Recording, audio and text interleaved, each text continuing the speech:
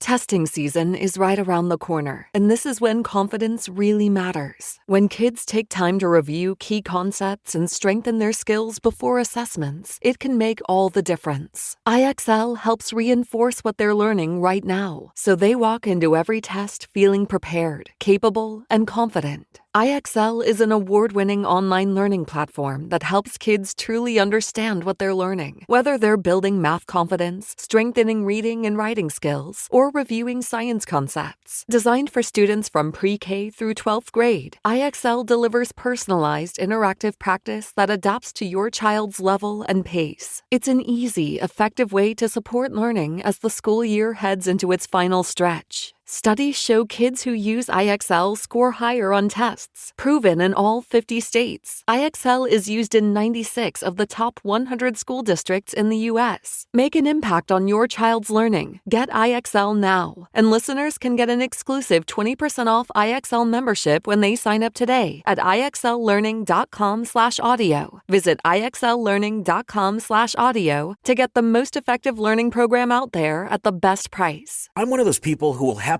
eat steak and eggs any time of the day. Breakfast, dinner, it's technically midnight, but I'm still hungry. Doesn't matter. There's just something unbeatable about a good steak hitting a hot pan. That immediate sizzle, the smell filling the kitchen, and then topping it with a fried egg where the yolk is deep yellow and just barely runny. Unreal. Pure protein heaven. That's also why I love having Omaha steaks on hand. The steaks are incredibly tender, super flavorful, and cook evenly, whether I'm searing them on the stovetop or throwing them on the grill. It's that steakhouse quality bite at home. Omaha Steaks has everything from their fan-favorite filet mignon, yes, the USDA-certified tender one, to burgers, chicken, pork, seafood, and even fully cooked comfort meals like beef pot roast or meat lovers lasagna for nights when you still want high protein but zero effort. Get 50% off the world's best everyday protein. Go to omahasteaks.com for 50% off site-wide during their semi-annual sale. And for an extra $35 off, use promo code T-Bone at checkout. That's 50% off at omahasteaks.com and an extra $35 off with promo code T-Bone at checkout. Terms apply. See site for details. Hinge Health offers access to virtual physical therapy and pelvic floor care at no cost to you. So you can get down with your favorite 90s song and get back up. Twist without a shout and drop it like it's hot without a single leak. Because your body is made to move. And Hinge Health helps it stay in motion.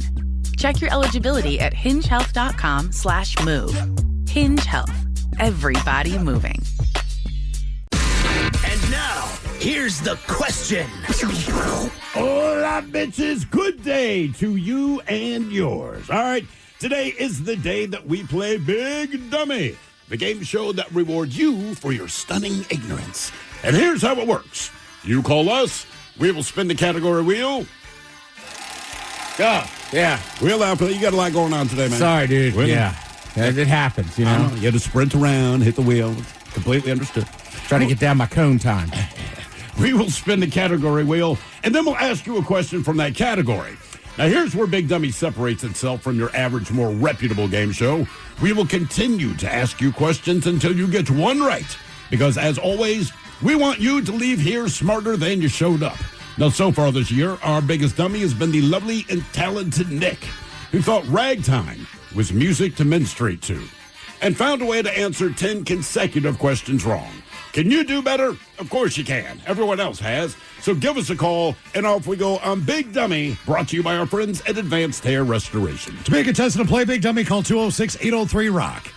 Like the Men's Room on Facebook, follow us on X and Instagram at Men's Room Live. Send your emails to the Men's Room at KISW.com. And now watch the show live on YouTube at KISW. Testing season is right around the corner, and this is when confidence really matters. When kids take time to review key concepts and strengthen their skills before assessments, it can make all the difference. IXL helps reinforce what they're learning right now, so they walk into every test feeling prepared, capable, and confident. IXL is an award-winning online learning platform that helps kids truly understand what they're learning. Whether they're building math confidence, strengthening reading and writing skills, or reviewing science concepts. Designed for students from pre-K through 12th grade, IXL delivers personalized, interactive practice that adapts to your child's level and pace. It's an easy, effective way to support learning as the school year heads into its final stretch. Studies show kids who use IXL score higher on tests, proven in all 50 states. IXL is used in 96 of the top 100 school districts in the U.S. Make an impact on your child's learning. Get IXL now. And listeners can get an exclusive 20% off IXL membership when they sign up today at IXLlearning.com/audio. Visit IXLlearning.com/audio to get the most effective learning program out there at the best price. I'm one of those people who will happily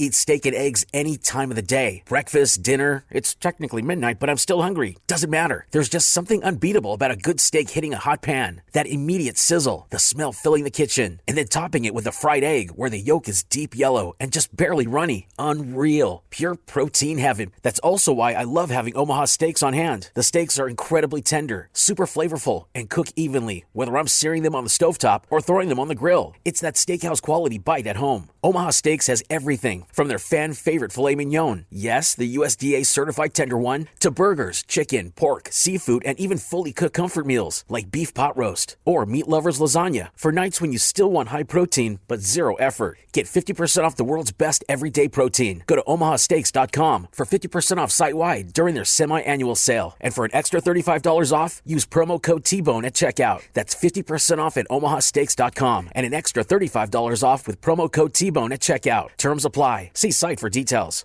Hi, this is Richard Brunel, General Sales Manager for Toyota of Bellingham. For over 60 years, our family-run business has been providing a high level of customer service and hospitality to the community that we serve. In my 14 years on the team here at Toyota Bellingham, I have never seen better incentives, better inventory, and more reasons for our customers to come in to buy. And don't forget, our service and parts team are here to provide the same support as our sales team. For the highest level of customer service and the best prices, come to Toyota Bellingham. We can't wait to see you.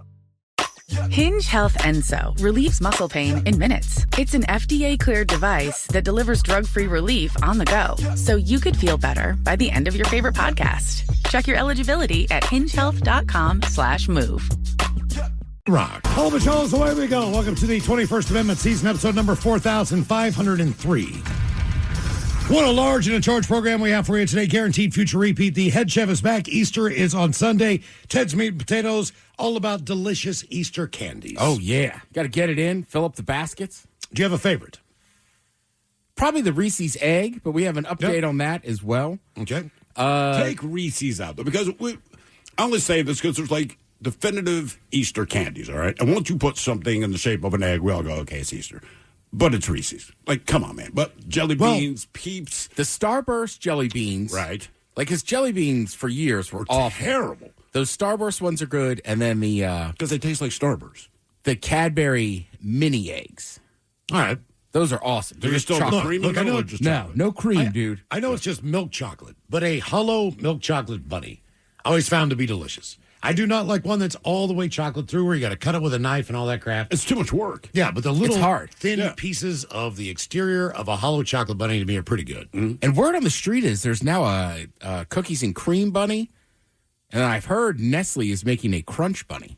Well, Costco's All got that $112 bunny. I've heard he's on discount because they haven't been selling them. Is that right? Because it's a $112 chocolate Easter bunny. Okay. Yeah. All right. Turns out kind of hard to move that. But you're right. The hollow one is, like, as a kid, you're like, oh, he's hollow. But trying to eat a solid chocolate bunny is almost impossible. Do Peeps count? Oh, yeah. Okay. I mean, Peeps right. show up all year round now. But they're the definitive Easter candy, right? Like, I don't remember an Easter basket without Peeps. You're telling me they show up all year round? There's Christmas Peeps. They've been trying. No. They've been trying to like Hershey's. They've been trying to move into other markets. Okay.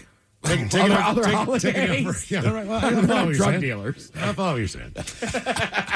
Head chef, all about delicious Easter candies. Coming up with Ted's Meat and Potatoes on the way at 4:30.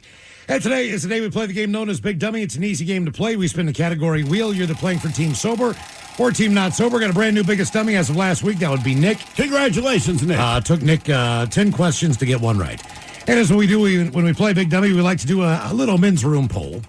And the last time that we did the poll, we had the story of like a life influencer as far as this guy basically is looking for his own fountain of youth that he is creating through his own methods and all this stuff. And one of the things that he wanted to do was he wanted to trip on one of the most potent hallucinogens in the world, which Ted described to me as some type of toad venom, but he took like 4 or 5 times the amount. Yeah. Now, he did it in a controlled environment. He streamed this live and basically said it was a life-changing experience. He felt like he was giggling and clear-minded like a 10-year-old boy the next day. Sure. Just had a different outlook on life. The weight of his shoulders have been taken off, all of those things. So we determined that... You ever seen an angry toad? I haven't. No, they're normally pretty decent. That's why. Yeah.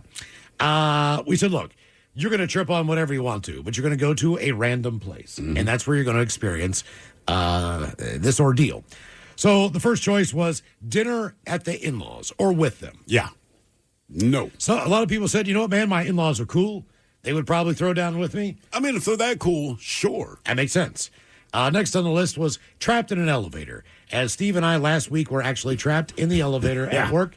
That was kind of a weird, freaky situation. Although it was probably no more than 5 minutes, it seemed like a lifetime. But I would have preferred to be tripping.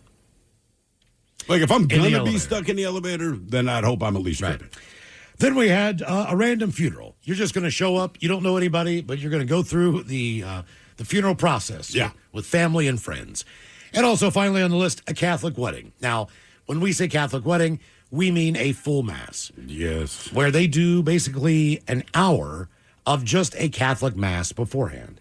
Then, at the end of that, they start basically the actual wedding ceremony. It's like an hour and a half. I mean, it's... Which lasts about 30 minutes to 45 minutes, depending on everything. It is brutal, man. So if you happen to follow us there on X at Men's Room Live, here are the results of last week's poll.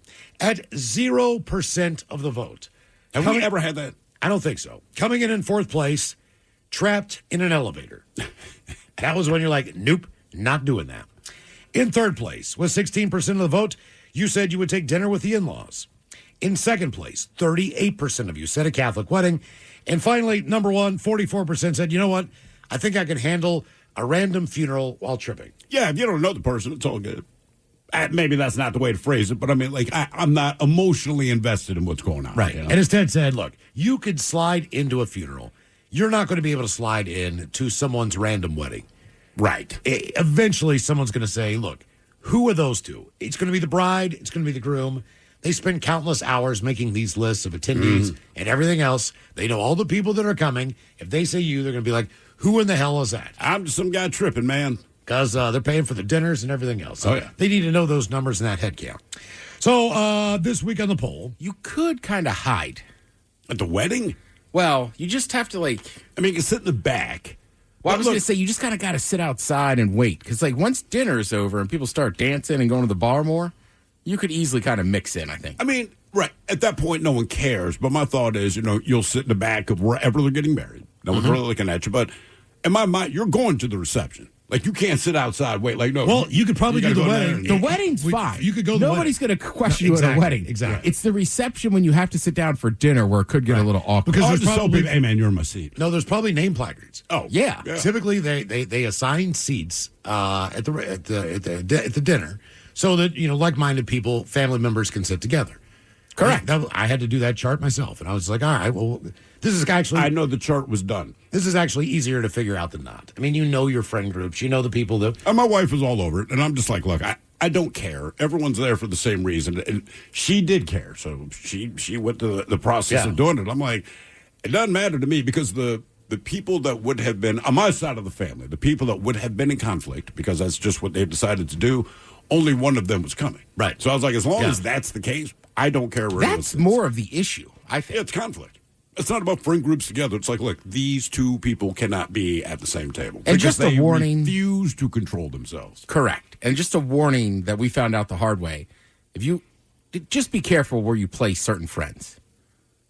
Like my one cousin's wedding, he had some college friends. All right. So they were obviously like the last invites because they weren't super tight with them. So we sat them in the back. And then when we were all together. Correct. Okay. They were his athlete friends. So when we were sitting at the main table, I just leaned over. I go, "Did you purposely sit all the black people in the back?" And he's like, "I didn't think about it." Jesus. See, now I said, man. okay, like at my wedding, That's what I'm saying. You got to think about I that. thought you were going to say like they got drunk and made. No. Oh, damn. no. See, like at mine. Yeah, we're sitting there. I look at my cousin. I go, He goes, I didn't think about it. Right, They were the last invited, so I just put them all together because they knew each other. Oh. But there was only like 5 black kids there, and they were all in the back. I was like, oh my God. We're horrible people. Oh, my God. We're setting back race relations. It's a bad look, man. See, I did stuff like that. Yeah, and it was in Frostburg, Maryland. With our old boss, Drip, and his wife. They sat with Frank, who he also worked with. I tried to put people in groups. Shout out to Frank. Where they at least knew each other. They've shut the network down for a minute. Okay. They're trying to restart Miles everything. was just bragging because Frank was black. Well, no, look. I'd make him sitting back at my wedding. Hell no. No, yeah. I'm trying to think. I did have a chocolate fountain, though, for the desserts. Oh, yeah. That was pretty cool. Never got a chance to try any of it, but it was good. No, I think I had like... That's the problem with your own wedding. You eat the least food of anyone there. No. I was like, well, what do you guys want for the menu? I'm like, I don't care because I already know I'm not going to eat it. I will say, my one cousin Patrick, he did a good thing. Like, usually you have like the happy hour, and then you wait for the big entrance of the groom and the bride. Yeah. So like halfway during the happy hour or cocktail hour, they just showed up, and I was like, "What are you doing?" He's like, "It's our wedding." He's like, "Why are we hiding?"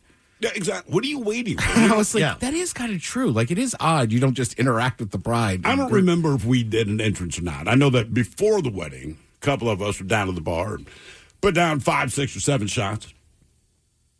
Still held it together. Well, and the tip-off, gave it away. No one knew.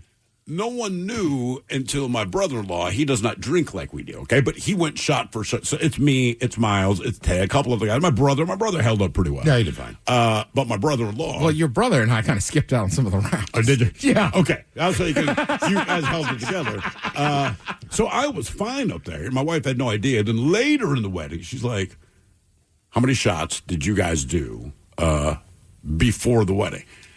And my stock answer, we did 2. She goes, there's no way because my brother has lost his mind. He is clearly pissed drunk. And as far as she has seen, he hasn't had anything to drink yet. And I know he was sitting with the guys downstairs at the bar. I'm like, well, he was. And I'm like, I don't know that he had to go shot for shot with me and Miles. Her response was, he told me that he went shot for shot with you and Miles. I said, okay, well, I told him, I think we did 7, and he's going to be I told your brother I wanted to get one of his NFL referee flags. So in case anybody made a mistake or screwed up at the wedding, I was able to throw a flag and make a call. He wouldn't do it. He's like, you can't have one. I'm like, why? You can't give me one NFL flag. They won't do it. No, no. It's weird. That's all I wanted. I'm like, come on, man. I would love to have an NFL flag. That way, if anybody ever messed up in my house, if I'm at a party or like, dude, just throw the flag right at their feet and go like, you spilled dip all over the floor. But his thing is... But that official stuff, man, I told you, I had a Maryland State Trooper hat for a few years. And then when the guy retired, he's like, hey, I need that hat back.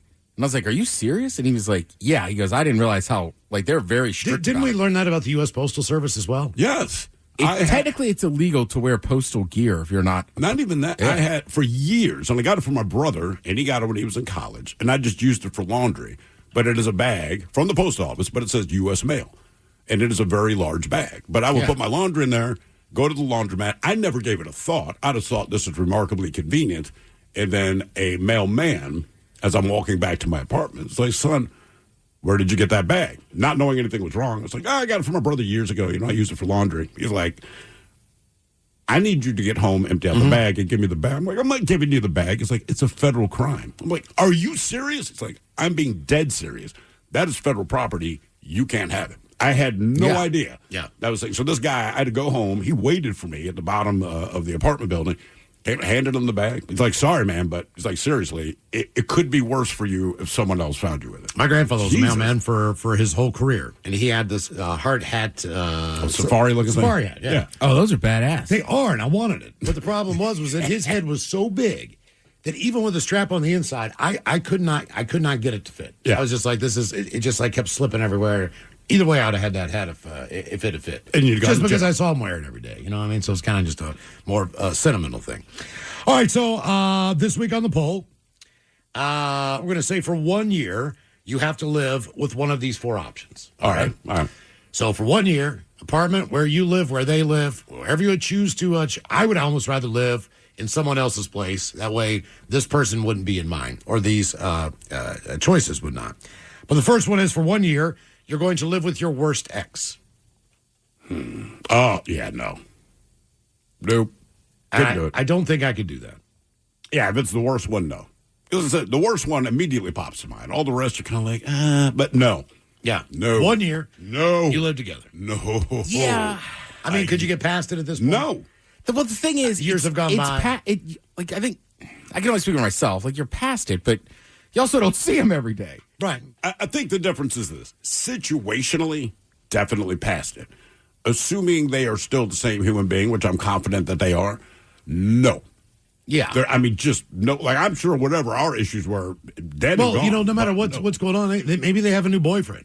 And if you live together. No, because I don't want to have to console them. They have to come over and hang out just like anybody else does in any relationship. You would have to bring your new wife or girlfriend around your ex. That to me would be... No, just get stabbed. I'm telling you, there's no way, man. Stabbed. She would. Okay. So for 1 year, you could live with your worst ex. Your second choice, for a year, wherever you are living with the idea that there are bed bugs, and they are everywhere. So bed bugs is option number 2. Now, I don't know personally from experience about bed bugs. So I've never had them. I just know they bite you. Maybe I've slept in a hotel with them, and maybe I've got a couple bites, didn't know it. Maybe. But do they spread any disease or anything, or is it just a matter? I just know they eat on. They suck feast blood. Right? They feast on you. They'll bite you, yeah, all night long. All night long. So as far as a comfortable night's sleep goes, you just got to know that every night when you go to bed, there are bed bugs. Yeah. I don't think I'll sleep comfortably if I'm imagining being eaten by insects. That's option number 2. Option number 3, for 1 year, you live with constant diarrhea. So you could never just have a regular bathroom break. You're always not in the best place. And you know when you have that, man, the cramps come on soon. It's not something that you can really... It's awful. It's terrible. Because every time is go time. Yeah. It's the one time you can't say, I can wait an hour. Like, if you I got can diarrhea... I mean, like, I don't know that I would go to a sporting event that entire year. Okay. No, not with diarrhea, man. Right, because like you tailgating, but you'd have diarrhea and porta potties, and then you're in stadiums with diarrhea. Like, that just sounds awful. This is not going to be an easy one today. And your fourth and final option, for 1 year, you live in a tent. I might take that over the options, man. But you're living where you're living. So here we are in Seattle where it rains a lot. You're living in a tent. Obviously, people can do this. You can get a nice canvas tent. You can get whatever kind of tent you want, but you're living in a tent. Yeah. Out of those options, I might actually take the tent. Well, there's a couple things I know about this. Just from people who travel a lot and in or on the road, do those types of things, where they do pull over on the side of the road. And they do spend the night in the park or whatever. If you get a membership at a gym, let's say like LA Fitness, or if there's still 24-hour fitnesses, or any of those places, you need the biggest chain fitness place that you can find across the country, or where you are. And you take advantage of their shower, you take advantage of their bathroom facilities, you do all of that. If you can get a locker and you're staying permanently, get a locker. Sure. And that'll take care of a lot of your problems, if that's available. So, I mean, granted, you can live in the woods and use a bathroom out there, or either way, you're living in a tent. I'm taking the tent. You're taking the tent. It's just out of those options. Definitely not dealing What is it with again? eggs. Your worst ex? Your worst ex for a year. You live with bugs. bed bugs for a year, constant diarrhea, or you live in a tent. I'm taking a tent. Look, I've been homeless. I did not have a tent. It was not fun. I did not enjoy it. It's not anything I want to revisit, and I will never minimize how terrible it was. But I did not have a tent, but I survived. I did not get bitten. Yeah. I was not worried about getting stabbed in the middle of the night, and I did not have diarrhea. I think I'd take tent as well. Because I lived in a tent every summer when I was a Boy Scout leader. It's not great. Or camp counselor, or whatever the hell you call it. But in the case of the tent... But I had a cot. Right. I had a trunk. I had an old army tent, with like wooden stakes on each side. Sure. Yeah, like a good canvas tent. I mean, you can do it. People do, but... Out of those options, though, man, I'm taking the tent. Okay. Men's room poll for 1 year you live with. Your worst ex, bed bugs, diarrhea, or in a tent. Vote now if you follow us on X at Men's Room Live. Testing season is right around the corner, and this is when confidence really matters. When kids take time to review key concepts and strengthen their skills before assessments, it can make all the difference. IXL helps reinforce what they're learning right now, so they walk into every test feeling prepared, capable, and confident. IXL is an award-winning online learning platform that helps kids truly understand what they're learning. Whether they're building math confidence, strengthening reading and writing skills, or reviewing science concepts. Designed for students from pre-K through 12th grade, IXL delivers personalized, interactive practice that adapts to your child's level and pace. It's an easy, effective way to support learning as the school year heads into its final stretch. Studies show kids who use IXL score higher on tests, proven in all 50 states. IXL is used in 96 of the top 100 school districts in the U.S. Make an impact on your child's learning. Get IXL now. And listeners can get an exclusive 20% off IXL membership when they sign up today at IXLlearning.com/audio. Visit IXLlearning.com/audio to get the most effective learning program out there at the best price. I'm one of those people who will happily eat steak and eggs any time of the day. Breakfast, dinner, it's technically midnight, but I'm still hungry. Doesn't matter. There's just something unbeatable about a good steak hitting a hot pan. That immediate sizzle, the smell filling the kitchen, and then topping it with a fried egg where the yolk is deep yellow and just barely runny. Unreal. Pure protein heaven. That's also why I love having Omaha steaks on hand. The steaks are incredibly tender, super flavorful, and cook evenly, whether I'm searing them on the stovetop or throwing them on the grill. It's that steakhouse quality bite at home. Omaha Steaks has everything from their fan favorite filet mignon, yes, the USDA certified tender one, to burgers, chicken, pork, seafood, and even fully cooked comfort meals like beef pot roast or meat lovers lasagna for nights when you still want high protein but zero effort. Get 50% off the world's best everyday protein. Go to omahasteaks.com for 50% off site-wide during their semi-annual sale. And for an extra $35 off, use promo code T-Bone at checkout. That's 50% off at omahasteaks.com and an extra $35 off with promo code T-Bone at checkout. Terms apply. See site for details. Hi, this is Richard Brunel, General Sales Manager for Toyota of Bellingham. For over 60 years, our family-run business has been providing a high level of customer service and hospitality to the community that we serve. In my 14 years on the team here at Toyota Bellingham, I have never seen better incentives, better inventory, and more reasons for our customers to come in to buy. And don't forget, our service and parts team are here to provide the same support as our sales team. For the highest level of customer service and the best prices, come to Toyota Bellingham. We can't wait to see you. Carpal tunnel syndrome, heart failure that doesn't improve with common medicines. These are some signs and symptoms associated with ATTR-CM, or the cardiomyopathy of ATTR amyloidosis, a serious heart condition with symptoms that get worse over time. Amvuttra, vutrisiran, is a prescription medicine given by a healthcare provider that treats ATTR-CM in adults to reduce heart-related death, hospital stays, and urgent visits. In a clinical study, Amvuttra was proven to help people live longer and have fewer heart-related hospital stays and urgent visits over 3 years compared to placebo. Amvuttra lowers the amount of vitamin A in your blood, which can affect vision. Other side effects include pain in the arms or legs, pain in the joints, and shortness of breath. These are not all the possible side effects of Amvuttra.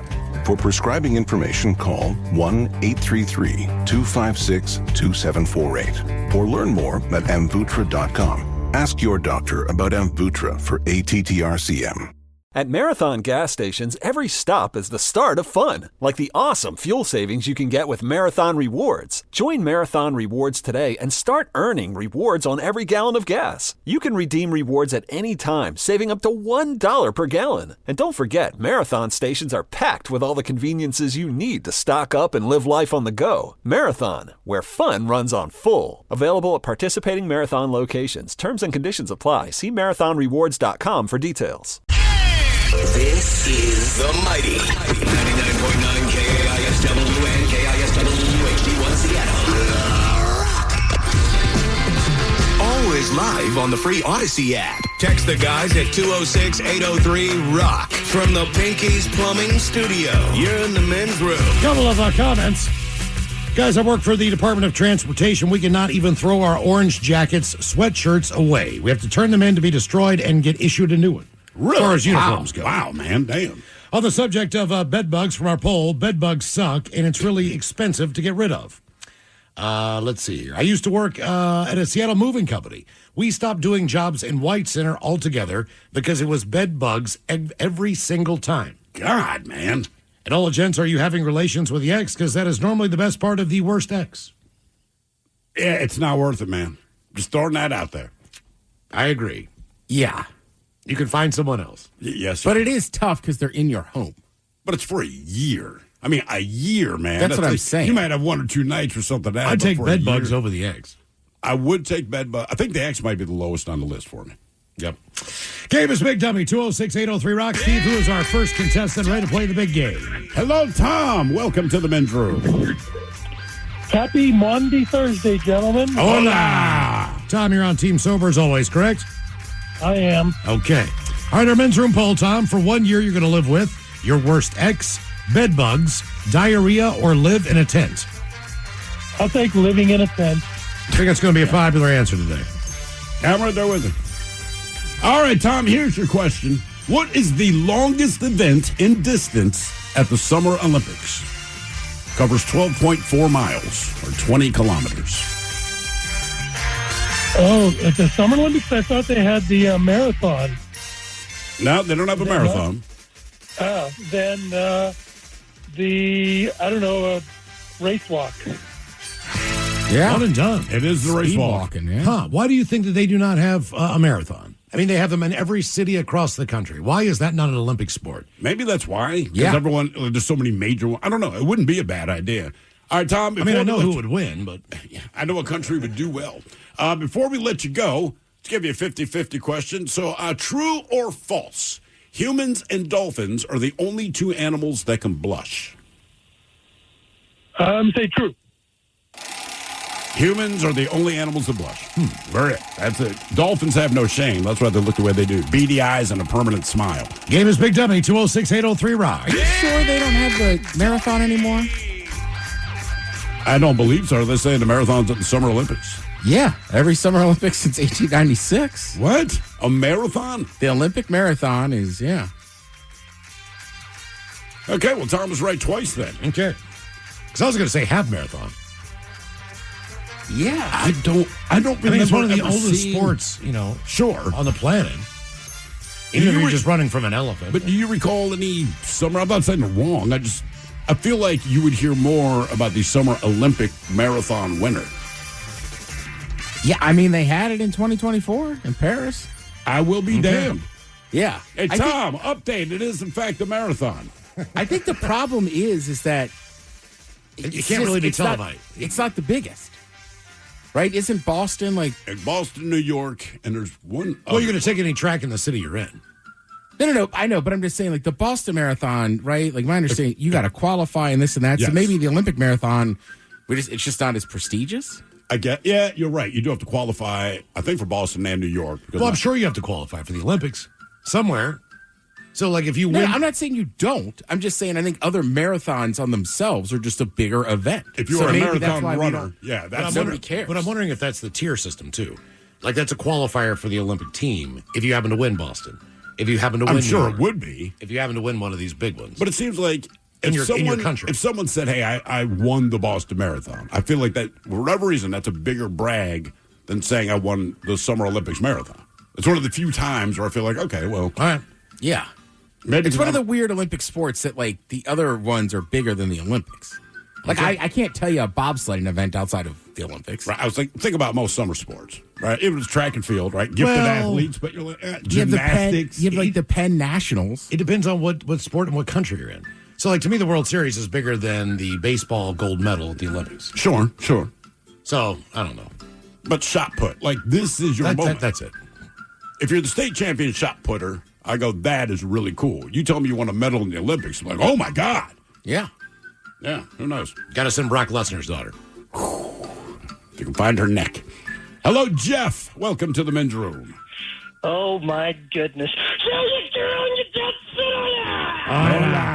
You girl and your Johnson. What's up, gentlemen? How you doing today? What's up, Ted? What's up, Jeff? Jeff, sober, not sober. Team not sober today. All right. Let's Okay. All right, Jeff. Our poll, you're going to do one for 1 year. What'd you get off work early today, Jeff? I was actually on call, and they never called me in. So it's like, okay, I'm going to take care of a couple of run-arounds today, and then after that is I'm done for the day. Good for Nice. you. Good for you. Okay, for 1 year, you're going to live with your worst ex, bed bugs, diarrhea, or live in a tent. We're going to go with living with the tent, even though, like, wintertime, that absolutely sucks, especially if you don't have a way to get off the ground. But, I mean, compared to living with your ex, where you might just come home mad, beat you one day in your sleep for no reason, have no sleep because of bed bugs at all, or... And it's the one thing you didn't bring up with diarrhea is, like, as far as not just going, but having to wipe. Like, once you start wiping too much, it's like that becomes, like, the issue. Like, you don't want to go anymore. I mean, the perfect circle of hell, I guess, is all three of those bad ones combined, but I'm definitely going 10. Yeah, I'm taking 10. 10's just seasonal. Everything else is a problem all the time. All right. Let's see. Here's your question. What river runs through Paris? Oh, God. Isn't that one in the beginning ads of when you had a VHS and like the Disney logo would pop up? Is that the one in London? I don't know. Yeah, that would be the Thames. Yeah, the Thames is in London. The one in Paris. Cypress Hill knows. Oh. The French River. I can't think of it right now. Is it the Rhone? The Seine. The Seine. Hey, Cypress Hill. The Seine, which means net. No, I wouldn't have got that. Well, now you know. All right, your question. No, but the real question is, can I remember? That is the real question. See if you can remember tomorrow. All right, your question. Probably not. What are brails and bunt lines on a ship? Brails and bunt lines. On a ship? On a ship. Yeah, on a ship. On a ship, Ted. Ship. Brails and bunt lines.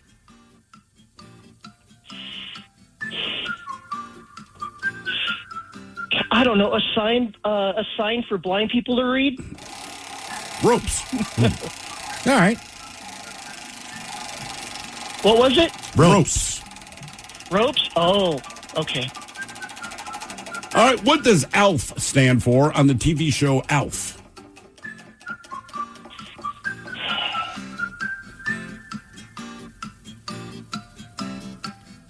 ALF. ALF. I know this isn't correct, but alien living forever. I didn't even know that was. Oh, you're right there. It's alien life form. Yeah, alien life form. Oh. All right, Jeff, question number 4. Oh, okay. Question number 4. What lake was created about 7,000 years ago by the eruption of Mount Mazama? You know this lake. Is it Crater Lake? Crater Lake. There you go. All right, I'll be put it down. on, guys. Yeah, man. Hey, good work, man. So that was a volcano? Mount Mazama, 7,000 years ago. Apparently, that's what formed Crater Lake. I'll be damned. Mm-hmm. Game is Big Dummy, 206-803 Rock. Big Dummy! Hello, Matt. Welcome to the men's room. H to the Ola Bichola. Oh, yeah. Matt, are you sober or not sober? Sober. All right, Matt, welcome to Big Dummy. Okay, our men's room poll. For 1 year, you're going to live with your worst ex, bed bugs, diarrhea, or live in a tent. Absolutely the tent. Everyone's going to take the tent today. Yeah. What's the longest you've been in a tent? A weekend? All right. Yeah. What's the longest you had to spend with your ex that you least the like the least? Oh, I mean, 3 years. Yeah, see, exactly. Taking the tent then. All right, Matt. Here's your question. Laser-assisted in situ keratomiliosis is a procedure performed on what organ? Laser-assisted in situ keratomiliosis. Miles, you had this procedure done 25 years ago, somewhere around there. Is it the eyes? LASIK. It's LASIK. Yeah, laser-assisted in situ keratomiliosis. Hence, LASIK surgery is what they do on the eyes. That was a weird one. Well, now, one and done. So before we let you go, let's see. True or false? Until 1962, it was legal to mail a baby. The question's so weird, I'd have to say true. All right. Now, to be fair, you could mail a baby, but it was finally banned in 1915. But it's weird. You couldn't mail any other form of human, but you could mail a baby. Well, humans, are like grown-ups, are big. They're big, but inevitably that's just weight and cost. So if I have the money to mail you, Ted, like, oh, no, like you go to UPS, they weigh the package. That's how much you go, like, cool. I believe you have a better fighting chance of survival during your delivery than a freaking baby that, yes, will cost a lot less. I mean, every time I get on a plane, aren't I mailing myself? You know, you kind of are. Yeah. Well, no, you're not, because they don't do it by weight. Yeah, that's a good point. Right? Because you get on the plane, I'm looking at some Oh, people luggage? They do it with luggage, but they don't do it with people. And that's what bugs me. Like, Southwest okay. does. Right. Do they?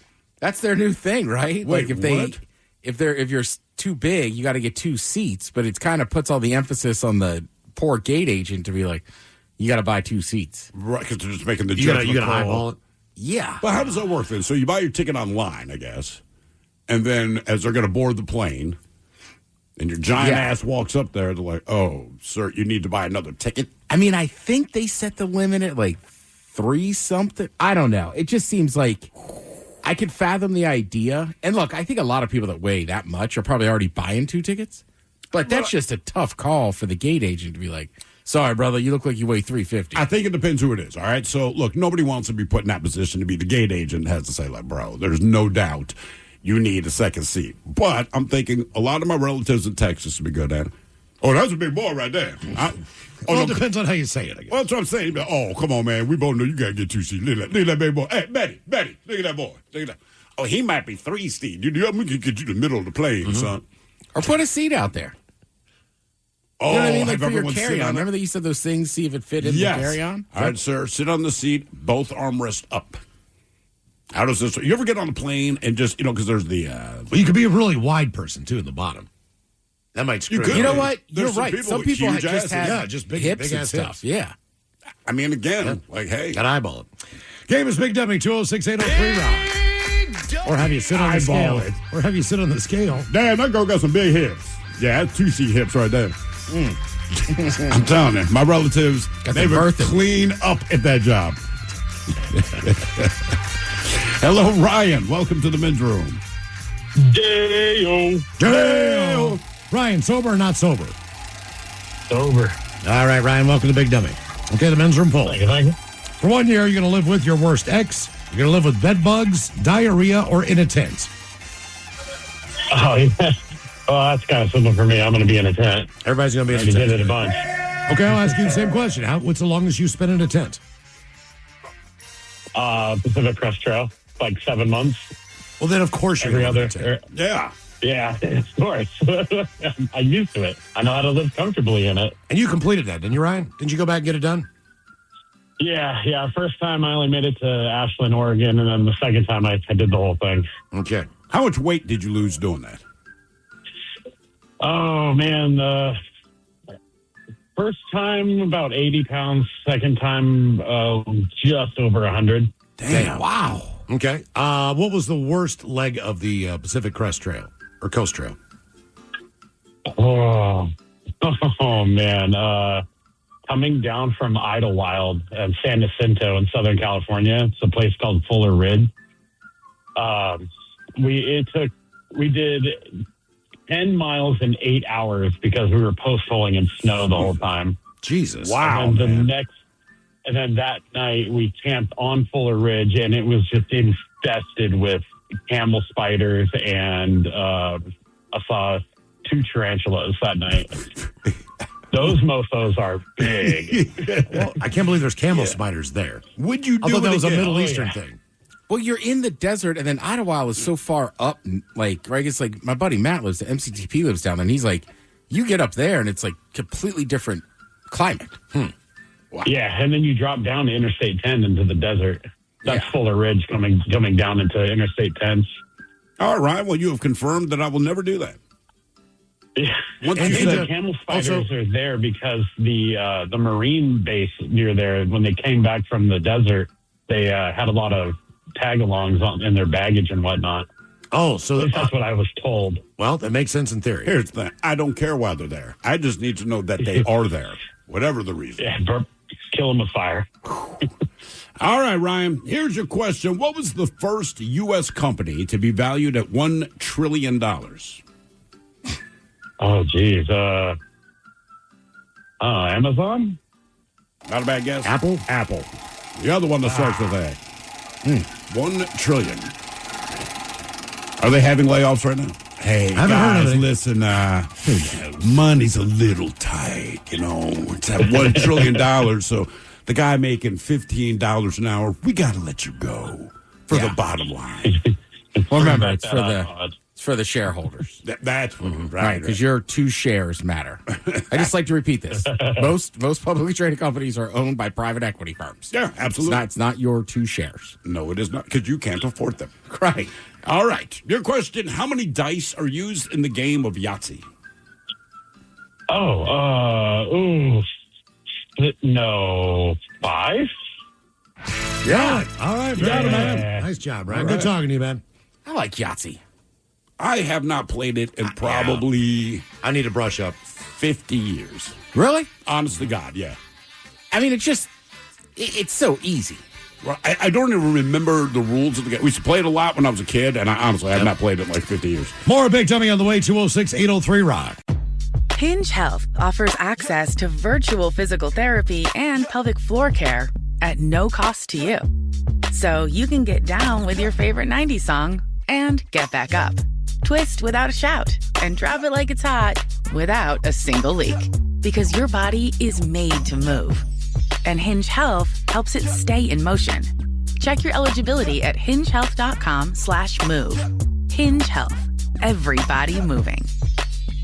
I'm one of those people who will happily eat steak and eggs any time of the day. Breakfast, dinner, it's technically midnight, but I'm still hungry. Doesn't matter. There's just something unbeatable about a good steak hitting a hot pan. That immediate sizzle, the smell filling the kitchen, and then topping it with a fried egg where the yolk is deep yellow and just barely runny. Unreal. Pure protein heaven. That's also why I love having Omaha steaks on hand. The steaks are incredibly tender, super flavorful, and cook evenly, whether I'm searing them on the stovetop or throwing them on the grill. It's that steakhouse quality bite at home. Omaha Steaks has everything from their fan-favorite filet mignon, yes, the USDA certified tender one, to burgers, chicken, pork, seafood, and even fully cooked comfort meals like beef pot roast or meat lovers lasagna for nights when you still want high protein but zero effort. Get 50% off the world's best everyday protein. Go to omahasteaks.com for 50% off site-wide during their semi-annual sale. And for an extra $35 off, use promo code T-Bone at checkout. That's 50% off at omahasteaks.com and an extra $35 off with promo code T-Bone at checkout. Terms apply. See site for details. Deadlines shift, plans change, and sometimes you just need promo products fast. Turn to 4imprint. 4imprint has hundreds of promotional items available with 24-hour turnaround, from custom apparel and drinkware to trade show gear, writing tools, and more. Your logo is printed with care, your order ships fast, and with their 360-degree guarantee, you know it'll show up right and on time. That's the certainty of 4imprint. Check out the full 24-hour selection at 4imprint.com. 4imprint, for certain. Planning your Hawaii trip? Don't just visit, experience it. Awana by Cirque du Soleil brings Hawaii stories to life with world-class acrobatics, mesmerizing hula, live music, and unexpected moments of comedy. Performed exclusively at the Outrigger Waikiki Beachcomber Hotel in the heart of Waikiki. Seats can go fast, so lock in your night before you land. Get your tickets now at CirqueDuSoleil.com. Hi, this is Richard Brunel, General Sales Manager for Toyota of Bellingham. For over 60 years, our family-run business has been providing a high level of customer service and hospitality to the community that we serve. In my 14 years on the team here at Toyota Bellingham, I have never seen better incentives, better inventory, and more reasons for our customers to come in to buy. And don't forget, our service and parts team are here to provide the same support as our sales team. For the highest level of customer service and the best prices, come to Toyota Bellingham. We can't wait to see you. Presented by T-Mobile, the official wireless partner of Odyssey Sports. With an awesome network and great savings, there's never been a better time to join T-Mobile. Visit your neighborhood store to make the switch today.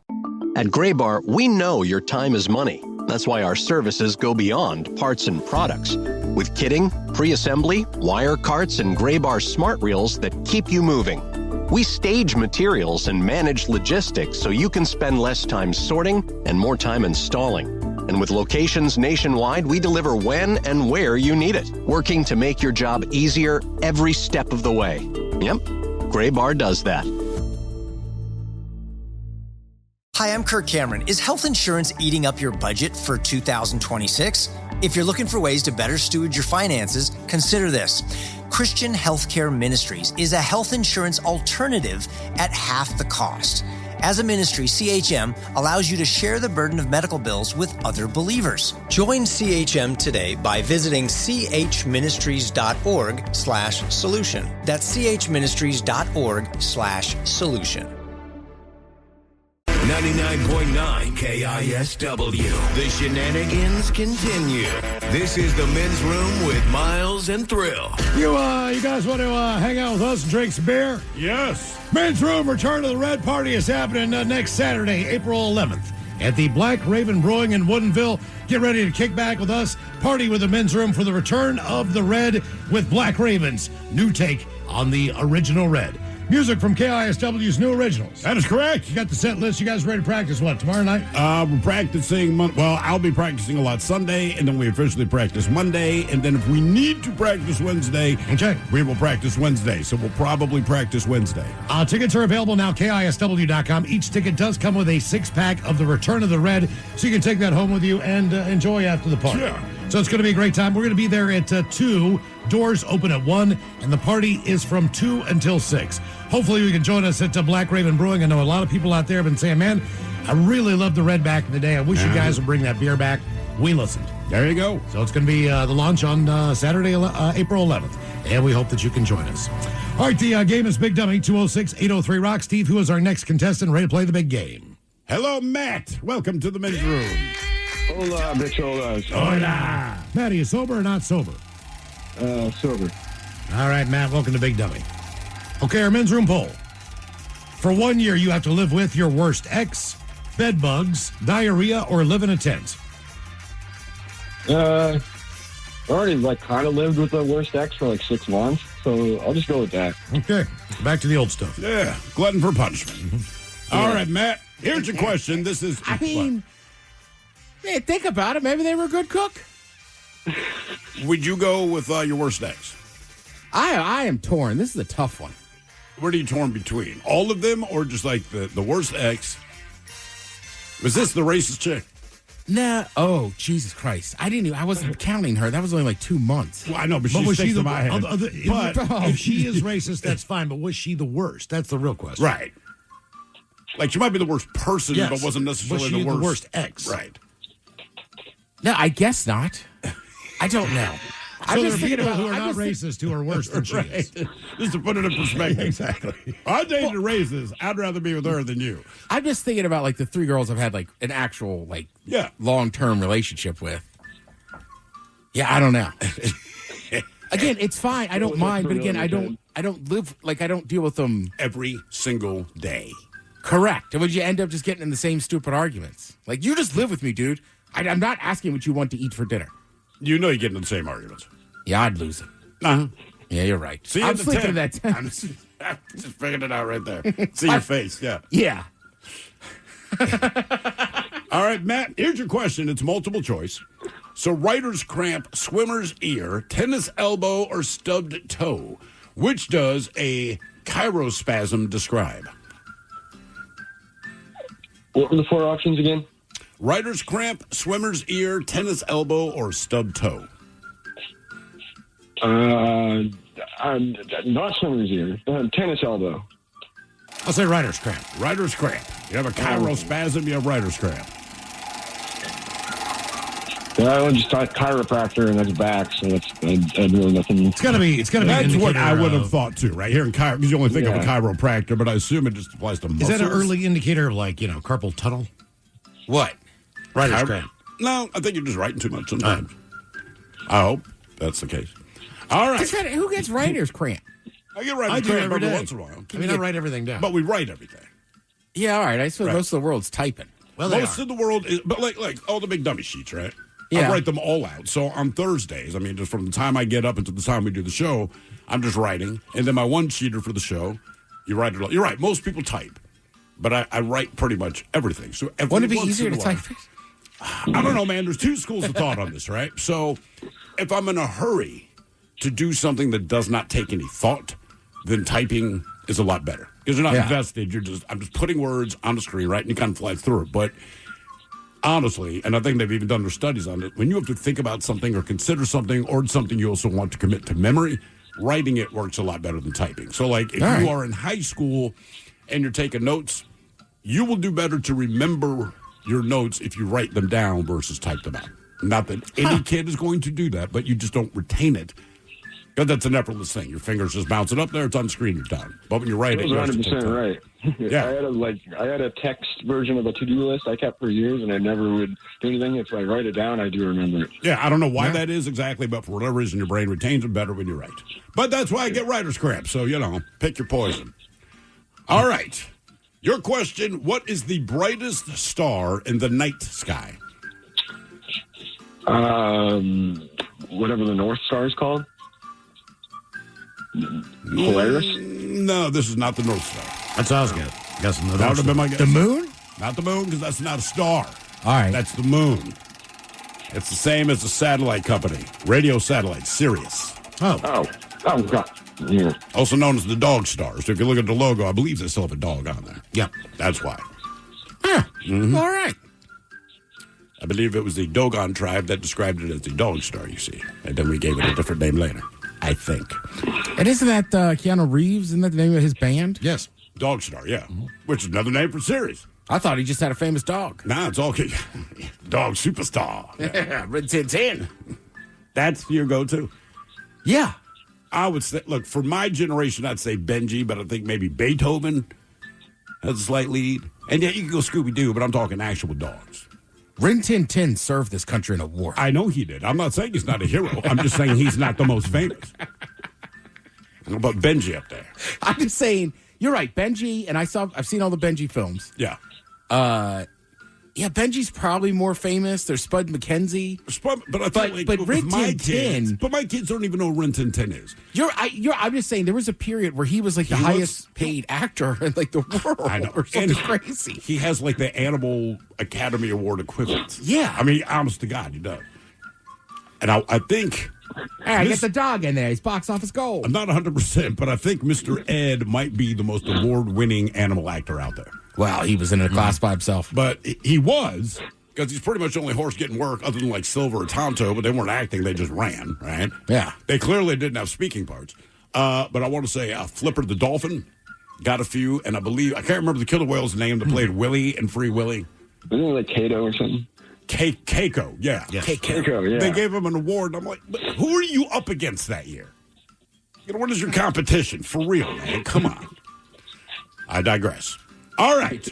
Who plays the coach of the German dodgeball team in the 2004 movie Dodgeball, A True Underdog Story? Of the German team? Of the German team. He's a U.S. guy, but he played the coach of the German. This guy is massive in Germany. We tend to giggle at him here. Hasselhoff? Boom. Got it. Yeah, there you go. Great casting. Game is Big Dummy, 206-803 Rock. Hello, Harrison. Welcome to the men's room. Jesus. Hola, Matola. Hola. Harrison, are you sober or not sober? I'm sober. I don't know. What is that noise in the background? Somebody hammering on the I-beam. I'm a welder. I work at a big weld place. All right. Harrison, our men's room poll.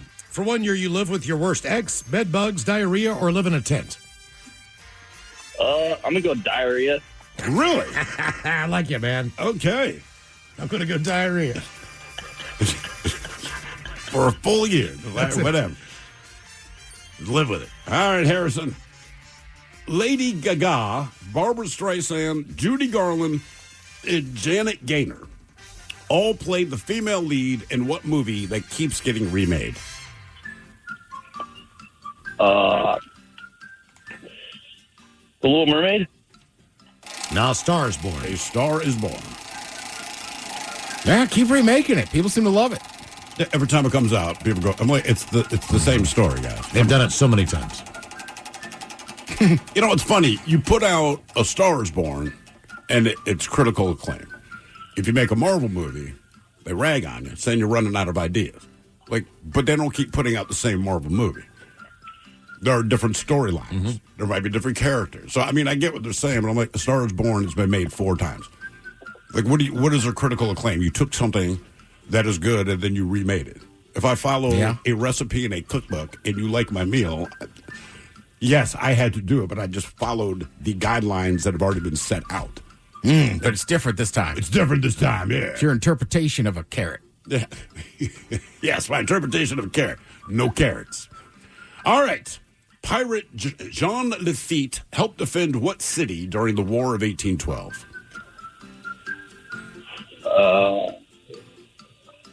Carson City. Did you say Carson City? No. Is this the United States? Well, yeah, it's War 1812. New Orleans. Jean Lafitte. I thought you were going to jump on that, man. Yeah, that if makes you sense. go to New Orleans, they will let you know that Jean Lafitte has put his imprint there. That is for sure. Because that's something. I will protect you. All right. The names Beryl Evans, John Switham, and Richard Bachman are all pen names for what famous author? Scary? Yes. Both in appearance and genre. I know who it is. I know you know. Mike knows. I know you know, Mike. I know. I want to say Richard Bachman is probably the most recognizable. That's of his the pen only one names. I recognize. Yeah. Correct. Benjamin Franklin. Benjamin Franklin. Close. Stephen King. Question 4. And I believe he does that because if he writes something that's not horror, He just doesn't want to be identified as Stephen King. Exactly. Because you have an expectation is it should be. if you read a Stephen King Yeah. book and it's not horror, Right. you'd be pissed, right? All right. Well, and then somebody figured out that Richard Bachman was Stephen King, and they put it out there like, hey, guys, actually, this is who it is. And he was pissed. Is that why he came up with the other ones? I think so. You know, you keep trying to hide, but at some point they're going to. Well, I know Beryl Evans, John Switham, and Richard Bachman, so I'm sure he's not pleased with me. To be fair, I'm a big fan. I didn't know about the other ones. I only knew about Richard Bachman. What's the most famous Richard Bachman book? He did Thinner, if you remember that one. Oh, I saw that movie. I didn't know they made a book out of it. The Running Man, I think. They didn't make the book. They made a book out of the movie. No kidding. Wow. That's a spooky one. A little bit. Yeah. I think The Running Man, maybe Cujo. I'm not positive. I think Cujo was Stephen King. I think. All right. Actually, it was written by the dog. Hey, man, just put your name on it. They'll never. Cujo. Another very. Cujo might be the most famous dog. Not super popular per se. Yeah. But everyone knows Cujo, right? Old Yeller just makes people sad. I always say Cujo is what happens if you don't end Old Yeller the way you did. Yeah. Because here's a dog who has rabies. How did that work out? Yeah, I'm going to say Cujo, the top billing dog. Yeah, I saw him on a late night talk show. He just cheap cigarettes. I get typecast as a killer. All right, your question. How many countries make up the United Kingdom? Presented by T-Mobile, the official wireless partner of Odyssey Sports. With an awesome network and great savings, there's never been a better time to join T-Mobile. Visit your neighborhood store to make the switch today. WSECU isn't just one of Washington's best credit unions. We're a Forbes Best in State 5 years running. Why? Because we put you first. Lower fees, early paydays, financial guidance, and service second to none. As a member-owned cooperative, we love Washington as much as you do, from the Olympic Mountains to the rolling Palouse. Join us and discover how much we care about your financial well-being, because what we really do best is invest in you. Visit WSECU.org today to learn more. Washington, let's credit union. When it comes to lighting, Graybar goes beyond parts and products. We help contractors turn plans into smart designs, manage kitting and deliverables, and navigate local codes so you can stay on time and on budget. Smart, scalable, job site ready. That's not just lighting. That's like kicking your project into Graybar mode. Yep, Graybar does that. Carpal tunnel syndrome, heart failure that doesn't improve with common medicines. These are some signs and symptoms associated with ATTR-CM, or the cardiomyopathy of ATTR amyloidosis, a serious heart condition with symptoms that get worse over time. Amvuttra, vutrisiran, is a prescription medicine given by a healthcare provider that treats ATTR-CM in adults to reduce heart-related death, hospital stays, and urgent visits. In a clinical study, Amvuttra was proven to help people live longer and have fewer heart-related hospital stays and urgent visits over 3 years compared to placebo. Amvuttra lowers the amount of vitamin A in your blood, which can affect vision. Other side effects include pain in the arms or legs, pain in the joints, and shortness of breath. These are not all the possible side effects of Amvuttra. For prescribing information, call 1-833-256-2748 or learn more at Amvuttra.com. Ask your doctor about Amvuttra for ATTRCM.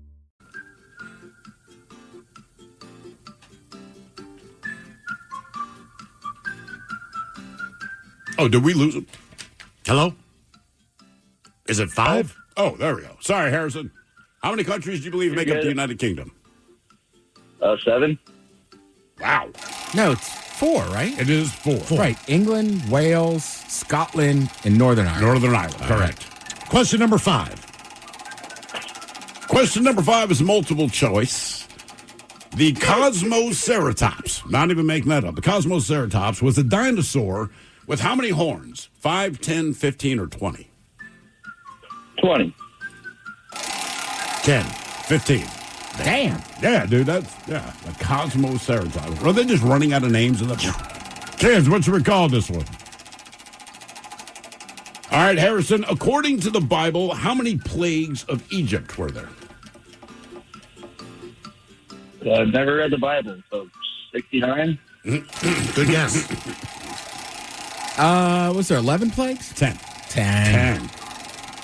Going a little overboard there, buddy. Oh, Let's keep it at 10. Maybe they should have hit him with another plague. We got one more. The surprise plague. It's back. All right, Transylvania is a region in what country? Slovakia. Romania? Romania. I also would have accepted the front desk of our office building. Yes. Hello. Tell us we're wrong. Yeah. If that dude does not pop out of a coffin every morning, sleep upside down, He just, it's a unique, yeah. Good evening. He's very nice. I like him. He's super nice. Oh, he's greatest. Yeah. He's got skills. God. Yeah, it is a weird kind of pale complexion because he's not like a white guy. from He the has States. skills. Yeah. Trust me. Chicks love this guy. Love We it. cannot explain. All right. Your question. Bronze is an alloy of what two metals? What two metals create bronze? Tin and brass. Tin and copper? Tin and copper. All right, Harrison, you're on question number 9. Our biggest dummy is Nick with 10. You need to get this one right, or you're going to tie Nick. That sounds like a restaurant you pay like $25 for a hamburger. What, tie Nick? No, tin and copper. It does. Yeah. Hair Club would take us there. Hair Club immediately like, hey, we're going to tin and copper. Start out with the baked carrots. Yeah. None of the portions are big. Can't we get loaded nachos? No, we're getting the baked carrots. All right. Your question. The delicacy foie gras is what organ of a duck or goose? The liver later. Yeah, Boom. nice There job. you go. Very good. He didn't want to be a dick. Game is Big Dummy 206-803 Rock. Will you eat foie gras? Yes. Even though it's a liver? I eat it if it's done crispy. All right. I've had it grilled before at one of the restaurants. I did not want to try it, and I'm like, this is delicious. I've only had it once where I liked it. Like, I've only had it twice total, so. Okay. But it was at a nice steakhouse, and they put it on. Tin and copper? No, it was at RN71 or whatever. It used to be downtown. Yeah. But it was like a little PB&J sandwich. But instead of peanut butter, it was foie gras. And then like some type of fancy jelly. And they were like little tiny tea sandwiches. Ooh, that does sound freaking fancy. It was good. Hello, Kyle. Welcome to the men's room. Hola. Kyle, are you sober or not sober? Sober for the drive home. All right, Kyle, welcome to Big Dummy. That's the best time to do it, brother. When I get home, I'm drinking, but right now. Our men's room poll for 1 year. You're going to live with your worst ex, bed bugs, diarrhea, or live in a tent? I got to go with the tent. Everybody's in a tent today. Well, now the one guy's like straight up diarrhea, man. And he was quick. All right, your question. A boxer that leads with his right hand, or a left-hander, is called a southpaw. What do you call a boxer that leads with his left? Northpaw? Just a boxer? Orthodox. Oh. That's a, yeah. I think you said left twice. If you lead with your right hand, meaning that you're left-handed, you are southpaw. What is a boxer that leads with his left? Right, because you jab with your offhand. Correct. So, yes, orthodox. All right, who is the lead singer of both Blur and the Gorillaz? Oh man, I don't know his name, but I can hear his voice right now. Nobody knows this guy's. It's the only reason I asked, right? I like both bands a great deal. No one knows this guy's name. The guy's a mad genius, and I have to look at it. And it's Damon Albarn. Damon Albarn. I think him and the Oasis guy still hate each other. Probably. Yeah. Probably. All right, who was the star of the 1928 movie Steamboat Willie? Mickey Mouse? Got it. Nice job. More of Big Dummy coming up. If you'd like to get in there, 206-803. Presented by T-Mobile, the official wireless partner of Odyssey Sports. With an awesome network and great savings, there's never been a better time to join T-Mobile. Visit your neighborhood store to make the switch today. WSECU isn't just one of Washington's best credit unions. We're a Forbes Best in State 5 years running. Why? Because we put you first. Lower fees, early paydays, financial guidance, and service second to none. As a member-owned cooperative, we love Washington as much as you do, from the Olympic Mountains to the rolling Palouse. Join us and discover how much we care about your financial well-being, because what we really do best is invest in you. Visit WSECU.org today to learn more. Washington, let's credit union.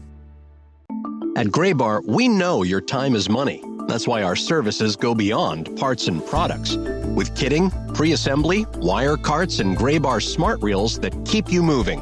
We stage materials and manage logistics so you can spend less time sorting and more time installing. And with locations nationwide, we deliver when and where you need it, working to make your job easier every step of the way. Yep, Graybar does that. Carpal tunnel syndrome, heart failure that doesn't improve with common medicines. These are some signs and symptoms associated with ATTR-CM, or the cardiomyopathy of ATTR amyloidosis, a serious heart condition with symptoms that get worse over time. Amvuttra, vutrisiran, is a prescription medicine given by a healthcare provider that treats ATTR-CM in adults to reduce heart-related death, hospital stays, and urgent visits. In a clinical study, Amvuttra was proven to help people live longer and have fewer heart-related hospital stays and urgent visits over 3 years compared to placebo. Amvuttra lowers the amount of vitamin A in your blood, which can affect vision. Other side effects include pain in the arms or legs, pain in the joints, and shortness of breath.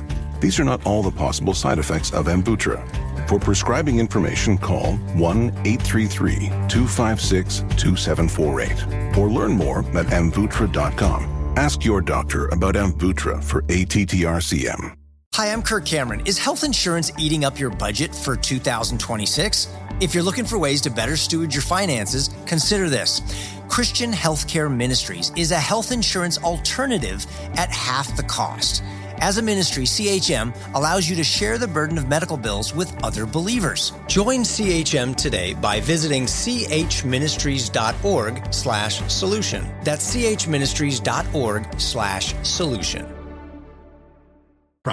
From the Pinky's Plumbing Studio, you're in the men's room. Text the guys at 206-803-ROCK. Pet Chef's got some popular Easter candies coming up with Ted's Meat and Potatoes on the way at 4:30. In the meantime, the game is Big Dummy. 206-803-ROCK. Big Dummy! Hello, Bob. Welcome to the men's room. Hola! Hola! Bob, are you sober or not sober? Sober. Okay, Bob, welcome to Big Dummy. All right, our men's room poll for 1 year. You'll either live with your worst ex, bed bugs, diarrhea, or live in a tent. Live in a tent. You're living in a tent. Shocking.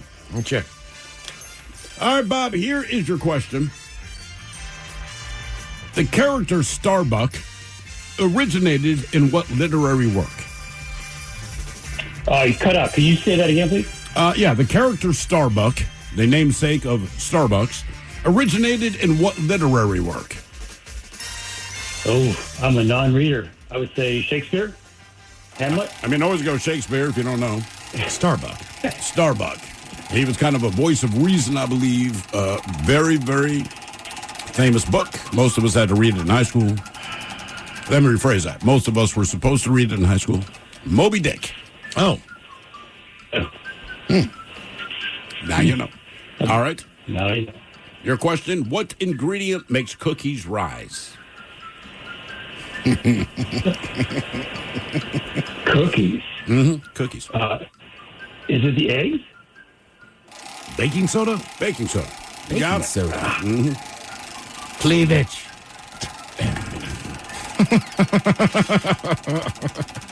All right, Bob, what kind of animal is a kissing gourami? A kissing gourami. Brutal. Hello. A squirrel. I'll say a bird. It is a tropical fish. Oh. Yeah, fish do like to kiss. You've seen it before. If you saw it, you're like, Yes. ow. I just didn't know it's called They a used to have gourami. kissing fish at the pet store. They did. I think it was actually gouramis. Yeah, Tropical. little pink ones? Oh, I can't remember. Was it any tropical, like saltwater? Or I just remember they're called like kissing fish. And you always had to buy them in twos. Oh, really? Yes. Yeah. Well, they asked you to. You know what they like. Mm-hmm. No. Kind of like that one fish you can only put in its own little tank or it'll attack everything. Is that a beta? Beta, yeah. It is that a beta? I think it's a beta. Okay. Remember Darth Beta from Star Wars? I do. All right, your question. From April 1986 to April 1988, what Hollywood legend served as mayor of Carmel by the Sea, California?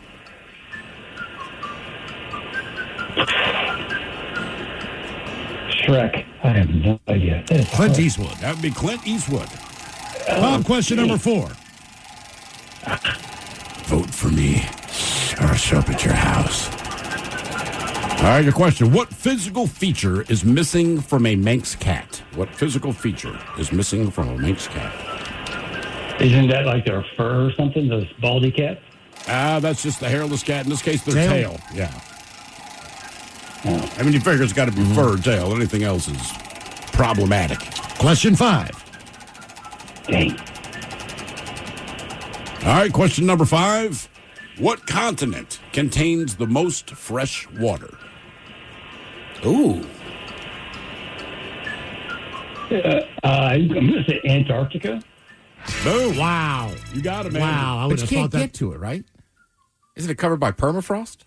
I mean, it's covered by ice. Most of Yeah. that ice is fresh. But, yeah, I want to say there are, I think, a few subterranean lakes down there and everything. Yeah, I think there are huge lakes under Antarctica. I thought I was so smart. I'm like, oh, North America, we got the Great Lakes. Well, there's also the Amazon route if you take South America, based on how big that river is. Right. Yeah. Then there's the Nile, so Africa, but talk about all the deserts there. Well, that's the thing. You just got that one river. It's a big river, but on the size of the continent. It ain't doing much. Game is Big Dummy, 206-803-ROCK. Big Dummy. Hello, Brock. Welcome to the men's room. Hola, bitches. Hola. Brock, are you sober or not sober? I am sober. I'm out slinging boxes. All right, Brock, welcome to Big Dummy. Okay, for 1 year, you're going to live with your worst ex, live with bed bugs, diarrhea, or live in a tent. I have a rooftop tent, so I'm living in my tent for a year. That sounds fun. Okay. A rooftop What is that? tent. Like on your car? Yeah. We have it up on our car. We take it. Yeah. So yeah, you just climb up to the top there and sleep. So Does that count? It's a tent. Nice got to living in his car, though. But he's living in a tent. Not living in a car. I'm living in a tent on top of my car, so it's That still just a seems tent. more luxurious than just a tent. Oh, we're sorry that he's rolling the deep tent. All right. He's got the 5-star tent. He's living in the tent. Brock, is that comfortable? Yeah, totally. It's got we put an extra mattress in it, but it's a queen size bed mattress kind of. It's probably like 4 inches, and I've spent like 12 days in it in a row before, so it's good. Well, the other you thing in trouble you can with do, the wife? I was going to say, the other thing you can do, like if you have an SUV, you can just buy like a thick thing of foam and then just cut it to fit in the back and put your seats down. You could sleep in that pretty comfortable. Can you pull over in a rest area and pop that thing and go to sleep? Is that legal? I have done it, but they frown upon it. I have done it though, and we do have an SUV, Ted, with the dogs sleep in it. So their dogs are down below us, and then we're up above, and then we actually pull our trailer with it, and so we drop our trailer, and then we can go other places and still have a good time. I'm just curious, why does a place that bills itself a rest stop frown on someone who has the rooftop tent taking advantage of the rest part? Well, I just think it's the same that you can't really pitch a tent there either, probably. So. Okay, I got you. You're getting away with the technicality. All right. Yeah. It's a rest area, not a sleep area, dude. Maybe he's just resting. Maybe he's just resting. The rest of my eyes. Yeah, my mother would say, like, you've been resting your eyes for 8.5 hours. Go to bed. Yes, we call that sleep at this point. All right, your question. Who won a Grammy for his song, I Left My Heart in San Francisco? Is it male or female? It's a male. It's a male. Most recently, he's been collaborating with Lady Gaga. Kind of brought him to a younger audience. Shoot. Old school kind of crooner dude. I'll just say Frank Sinatra. You're close. Tony Bennett. Yeah, Tony Bennett. Oh, Bennett. Oh, I used to have a couple of his CDs. Yeah. Sounds like it. We can tell. Never listened to him. All right. Well, the wife did. That makes more sense. All right, your question. What Disney movie was the first to become a Broadway musical? Cinderella? Not a bad guess. Lion King? Lion King? No. Beauty and the Beast. Oh, yeah. Yep. Trust me, I thought Lion King as well. Again, feeling very smug, like Lion King. All right, question 3, Brock. Question number 3. John Oliver is the host of what HBO show?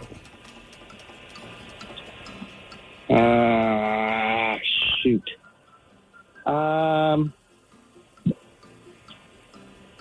can't think of any shows. HBO Sports? HBO, for sure. Yeah, it's on Sunday night, last week tonight. Mm-hmm. Last week tonight. And apparently has a side gig smoking outside of this building. I don't know if you've seen this guy, Ted, but there's a dude that works, I want to say one of the legal areas, whatever. Yeah. He's a smoker. Dude looks like John Oliver. No kidding? Yeah. I mean, it's like weird how much he looks like John Oliver. All right, your question. What legendary singer-songwriter won the 2016 Nobel Prize for Literature? Probably because it's easy. Songwriter? Yeah. Yeah, singer-songwriter, folk artist. Male, female? We play one of his songs on the station, but not by him. Right, it's covered by someone else, and it's a male. I'll give you a hint. Probably easier to read than to understand verbally. Not Bob. Jesus. Oh, my God. I know, I can think of... I'm drawing a blank on his name. Hello, man. Yeah, you're right there. Bob Dylan. Got it. There it is. Finally. Very good. Game is Big Dummy, 206-803 Rock. Big Dummy! Didn't you introduce Bob Dylan? I brought him out on stage. Yeah, and twice. they said, don't, whatever you do. No, this dude, and it's always an English guy, for whatever reason. The tour manager. Yeah, the stage manager, whoever it is. He comes up to me and he goes, are you the guy bringing out Bob? And I said, yeah. But this was the weird thing. I don't know why they set this up like this. It was the Harley Davidson Music Festival. Yeah. They did it it was Richard Branson put this thing on. Okay. All right. Before the Virgin Music Festival. And it was in Baltimore at Preakness, of all places. Mm-hmm. The opening act for Bob Dylan was Billy Idol. So Billy Idol goes out there and absolutely high energy. Kills it. And then like Bob walks up of the back steps. And it's in the middle of summer. Baltimore's hot. He's got a long coat that looks like it's made out of boa constrictor leather. Yeah. All right. And a cowboy hat on. And Bob's over in the corner. And he goes, so you're the guy bringing him out. He's like, okay, you're going to bring him out 5 minutes before that he comes out. Just let everybody know Bob will be up momentarily. And if you give me any of that, I'm going to kick your ass. And I was like, I wasn't even thinking about doing that. He's like, trust me, man. I've told this before. Same thing always happens. Someone goes as big as, ladies and gentlemen, here's Bob Dylan. And I was like, I'm not doing that, man. I'm going to be here all day. Dude. I got to deal with you all day. I don't want to put up with your crap. Basically, look, we're jerks, but as a general, don't insult the artists as you bring them out. Bringing them out. Right. Hey, the problem is other people in our industry. I know. There's a reason he has to say that. Right. I mean, right. I've seen people we work with do it before, and it's like, get off the goddamn stage. Don't do it, man. Don't do it. Hello, Tom. Welcome to the men's room. Hey, hola, señores. Hola. Tom, are you sober or not sober? Completely sober. All right, Tom. Welcome to Big Dummy. Okay, our men's room poll for 1 year. You're going to live with your worst ex, bed bugs, diarrhea, or live in a tent. Live in a tent. Everyone's living in a tent. Oh, yeah. Yeah, that's dominating. All right, Tom, I got to ask you, what is the longest you stayed in a tent? One day, well, maybe a weekend, like a part of a weekend. All right. That's all right, because you probably had diarrhea for longer than one day. I'm sure you're with your worst ex for one day, and hopefully the longest you had diarrhea. Typically, was when day. you are in a tent, you are not going to the bathroom that much, unless you eat something horrible. Yeah, something weird happens. You just like your body just shuts down, like, I'm not pooping in the woods. You don't need to poop. You're cool. All right, Tom, here's your question. Released in 1915, V. Ted Smith's favorite movie, the film Birth of a Nation, was a recruiting... Damn, dude. I couldn't help it. Birth of a Nation, and what was it?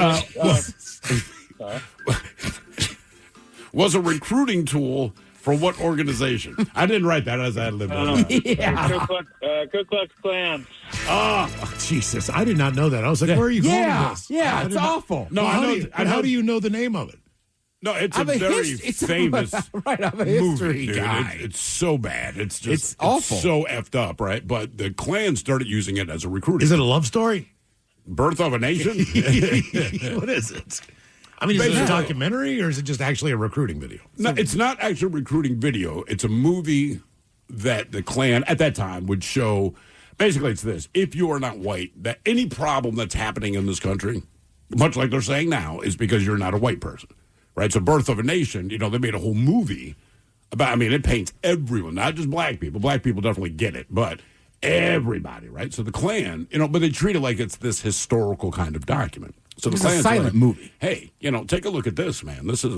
We're showing you what the problem is. Huh. We here, hey, man, we can make this nation great. Jesus. Game is Big Dummy, 206-803. You like that one? Yeah, you got me, but I'm just like, God damn. I know. I was like, what is it? I was like, when you find out, you'll get why that's not a funny joke. Yeah, I for couldn't me. help it. When I looked, I'm like, I got to do this. Hello, Corey. Welcome to the men's room. Montgomery! Hola. Corey, are you sober or not sober? Well, I was in Kentucky bourbon, but now I had to chase the cattle and the horses, so I'm sobering up pretty quick. Okay, Corey. On the new farm. Men's room poll. For 1 year, you have to live with your worst ex, bed bugs, diarrhea, or live in a tent.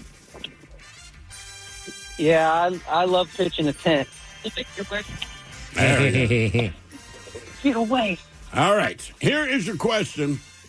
What operation consisting of a laparotomy and a hysterectomy is the most commonly performed procedure in the United States?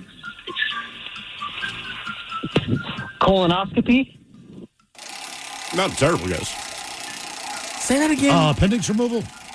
No, because it's two for surgeries. It's Right, for definitely a woman. for a woman, right? You have a laparotomy and a hysterectomy. I thought a hysterectomy meant you couldn't have kids anymore. Okay, but say you're going to have a kid and need some help. Oh, a C-section? Yeah, cesarean okay. section. All right. Cesarean? Named after Caesar, but I'm not sure which Caesar it was named. Seems like a strong name. What, Caesar or cesarean? Cesarean. It is. Well, if you're born that way, just give it to him. Yeah, why not? Why'd you name your kid Caesar? Because I had to have a C-section to get his ass out of me safely. I mean, if you had a boy and he was Cesarean Smith, just put him in middle linebacker. And sign up for Howard now. Because they're going to make a judgment call and just go, accept. All right. And what part of your body are your metatarsals located? Is that your, I want to say hands? Back, isn't it? Feet. That's my next guess. Your leg hands. All right, I hope you know this one. What word is used as the international radio distress call? Word. People think it is 2 words. It is 1 word. Not that I think the grammar Nazis are going to get on you if you're screaming this. Help! Code red? Mayday? Mayday. Oh, yeah. When you typed Mayday, it was 2 separate words. Just side note, it's 1. So we weren't sure if you needed help. Just said help, dude. Right. I found that the international distress call is simply screaming. Yeah. No one confuses that you are in trouble. Yep. All right. Your question, what is the most common last letter in a U.S. state's name? 21 states end with this letter. S. A. Arizona, California, Nebraska. Question 4. Oklahoma. I already said that one. We say Virginia, Iowa, Virginia, West Virginia, North Pennsylvania. Carolina, South Carolina, North and South Dakota. Washington. Rub it in. Rub it in. Yeah, according to James Iowa. Hetfield, all 50. From Washington. Indiana. Yep. Idaho. North Dakota. South Dakota. Except for James Hetfield, it's easy. Montana. Nevada. What else you have? Did you say Arizona. Florida. Georgia. Alabama. Just went with my gut impulse. No, you're right. S. I would have said S too, but now that we're Oklahoma. saying it out Well, loud, Christ, it's going up the East Coast from Florida, Georgia, the Carolinas, Virginia, Pennsylvania. Hello, What else? Pennsylvania. Yeah. All right. What flaming dessert was created at Brennan's restaurant in New Orleans in the 1950s? Ted loves this. it's so good. He actually loves this dessert, does not love Birth of a Nation. Just want to throw that out there. Oh, thanks, dude. Actually, I like to eat the dessert while I watch it. Oh, yes, of course. Light it on fire through the cross. Right? It's a flaming dessert. It's dessert. It's got to be tiramisu. Wow, that's not Italian and not on fire. Bananas Foster. If your tiramisu is on fire, that place really sucks. Sometimes they char the top of creme brulee, but other than that, it's not on fire. Oh, yeah. But generally, They just creme char- brulee they will just show char it, up yeah. already. Yeah, already crisp. Bananas Foster is like, you got to make that table side. I didn't see that flame. You know what I realized about creme brulee? There's always room for it. Yes. Like, I'm like, dude, I cannot. Would you like to share a dessert menu? Like, seriously, I am so full. We have creme brulee. Give me 2. I was on, I don't know if I'd call it a date, but I was out to dinner with a girl, and she ordered it. We ordered 2. I never had it. It was like 20 years. Was that your first like time? 21. I was like, oh my God, this is great. And like I said, it fits. No matter how full you are, you can find room for it. My ex used to draw a line down the middle with a knife because she didn't want me moving over under her side of the creme brulee. Damn, Yeah. man. Oh, I'm not kidding. Creme brulee is that good. Well, how many times did she cross the line on her behalf? I didn't pay attention because I didn't care that much. It's not my thing. All right, your question. What is the length of a U.S. Senator's term? Well, it's either 4 or 8. It's neither of those. It's neither. Split the difference. Let's go with 6. You got it. Boom. Okay. There it is. One You more? want to do One more player? Yeah, he's been on there for a minute. Let's do it. Down to the bottom. Hello, Dylan. Welcome to the men's room. Hola. Hola. Dylan, are you sober or not sober? I'm team sober today. Wonderful. All right, Dylan, welcome to Big Dummy. And only today. All right, for 1 year, you get to live with your worst ex, bed bugs, diarrhea, or live in a tent. What are you taking? I've seen some pretty nice tents. Everyone's in a tent. We have 10 tents on all our players. The today. only way I can do a year with my worst ex is if I also had diarrhea. She would stay away from me. I stay away from her. You got a tent to hide in. That's exactly it. All right, here's your question. According to Crayola crayons, razzmatazz is a shade of what color? Gotta be red. Close. Pink. Okay. And yes, it was named by a child, in case you're wondering. That tracks. Okay, according to the band The Who was a pinball wizard?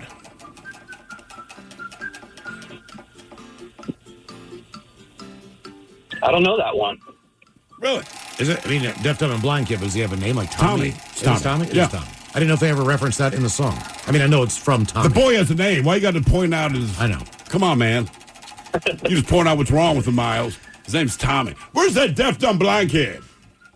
Well, Miles, he can't just hear call me. him Tommy. Well, I mean, how smart could he be if he can't read or talk? He can play pinball. By sense of smell. Right. He's a pinball freaking wizard. He cannot hear it. He cannot see it. And he can't tell you how awesome he is. I had no idea what that song was about. I thought it was just about a guy that was good at pinball. Didn't realize it was a kid that was... They say it Messed directly up. in the song. How does he say that? Plays by sense of smell. Always gets a replay. Never seen him follow. Just side note, if you play pinball by sense of smell, you need to play at a different location. Yeah. All right. Your question. In the Tom Petty song Free Fallin', the girl is a big fan of what singer? Ooh. Crazy about it. Yeah.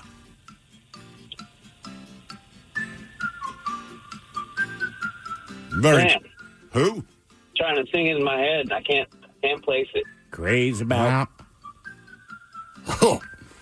Sinatra? No. Crazy. Elvis. Elvis. That's it. Yep. Question 4. Question number 4. When going to jail in a game of Monopoly, a Monopoly player is commanded not to do what 2 things? Not to pass.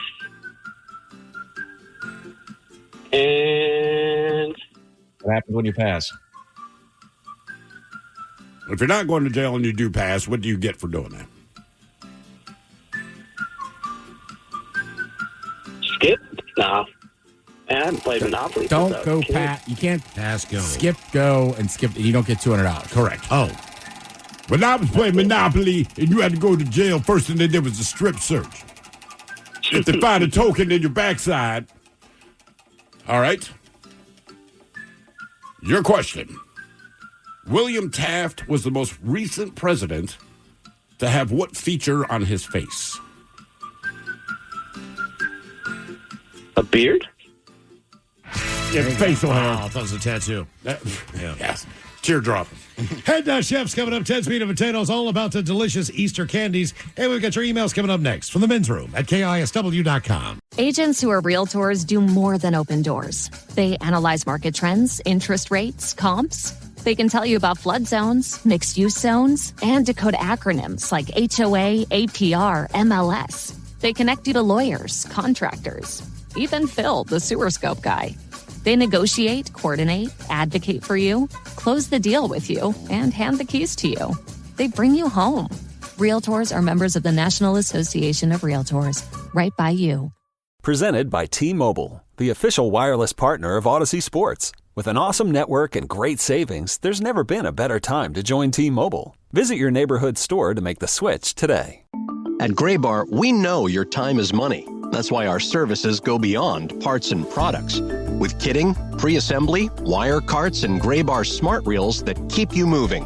We stage materials and manage logistics so you can spend less time sorting and more time installing.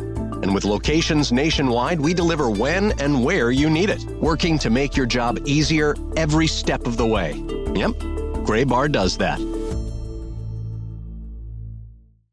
Carpal tunnel syndrome, heart failure that doesn't improve with common medicines.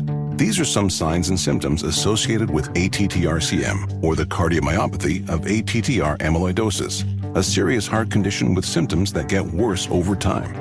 Amvuttra, vutrisiran, is a prescription medicine given by a healthcare provider that treats ATTR-CM in adults to reduce heart-related death, hospital stays, and urgent visits. In a clinical study, Amvuttra was proven to help people live longer and have fewer heart-related hospital stays and urgent visits over 3 years compared to placebo. Amvuttra lowers the amount of vitamin A in your blood, which can affect vision. Other side effects include pain in the arms or legs, pain in the joints, and shortness of breath. These are not all the possible side effects of Amvuttra. For prescribing information, call 1-833-256-2748 or learn more at amvuttra.com. Ask your doctor about Amvuttra for ATTR-CM. Hi, I'm Kirk Cameron. Is health insurance eating up your budget for 2026?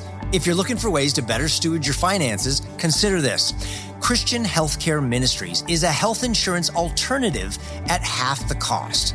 As a ministry, CHM allows you to share the burden of medical bills with other believers. Join CHM today by visiting chministries.org/solution. That's chministries.org/solution. Washington's lottery gives out a lot of green to winners and schools and retailers all serene. Washington lottery, Washington lottery. Visit wallottery.com. Who benefits to learn more? Agents who are realtors do more than open doors. They analyze market trends, interest rates, comps. They can tell you about flood zones, mixed-use zones, and decode acronyms like HOA, APR, MLS. They connect you to lawyers, contractors, even Phil, the sewer scope guy. They negotiate, coordinate, advocate for you, close the deal with you, and hand the keys to you. They bring you home. Realtors are members of the National Association of Realtors, right by you. we return to the men's room with Miles and Thrill. It's all about the delicious Easter candies coming up with the head chef at Ted's Meat and Potatoes. But first time for a few emails to the men's room at KISW.com. You've got mail. You've got mail. A couple of comments from the show so far. Miles, there are camel spiders almost everywhere. I've seen them in Arizona.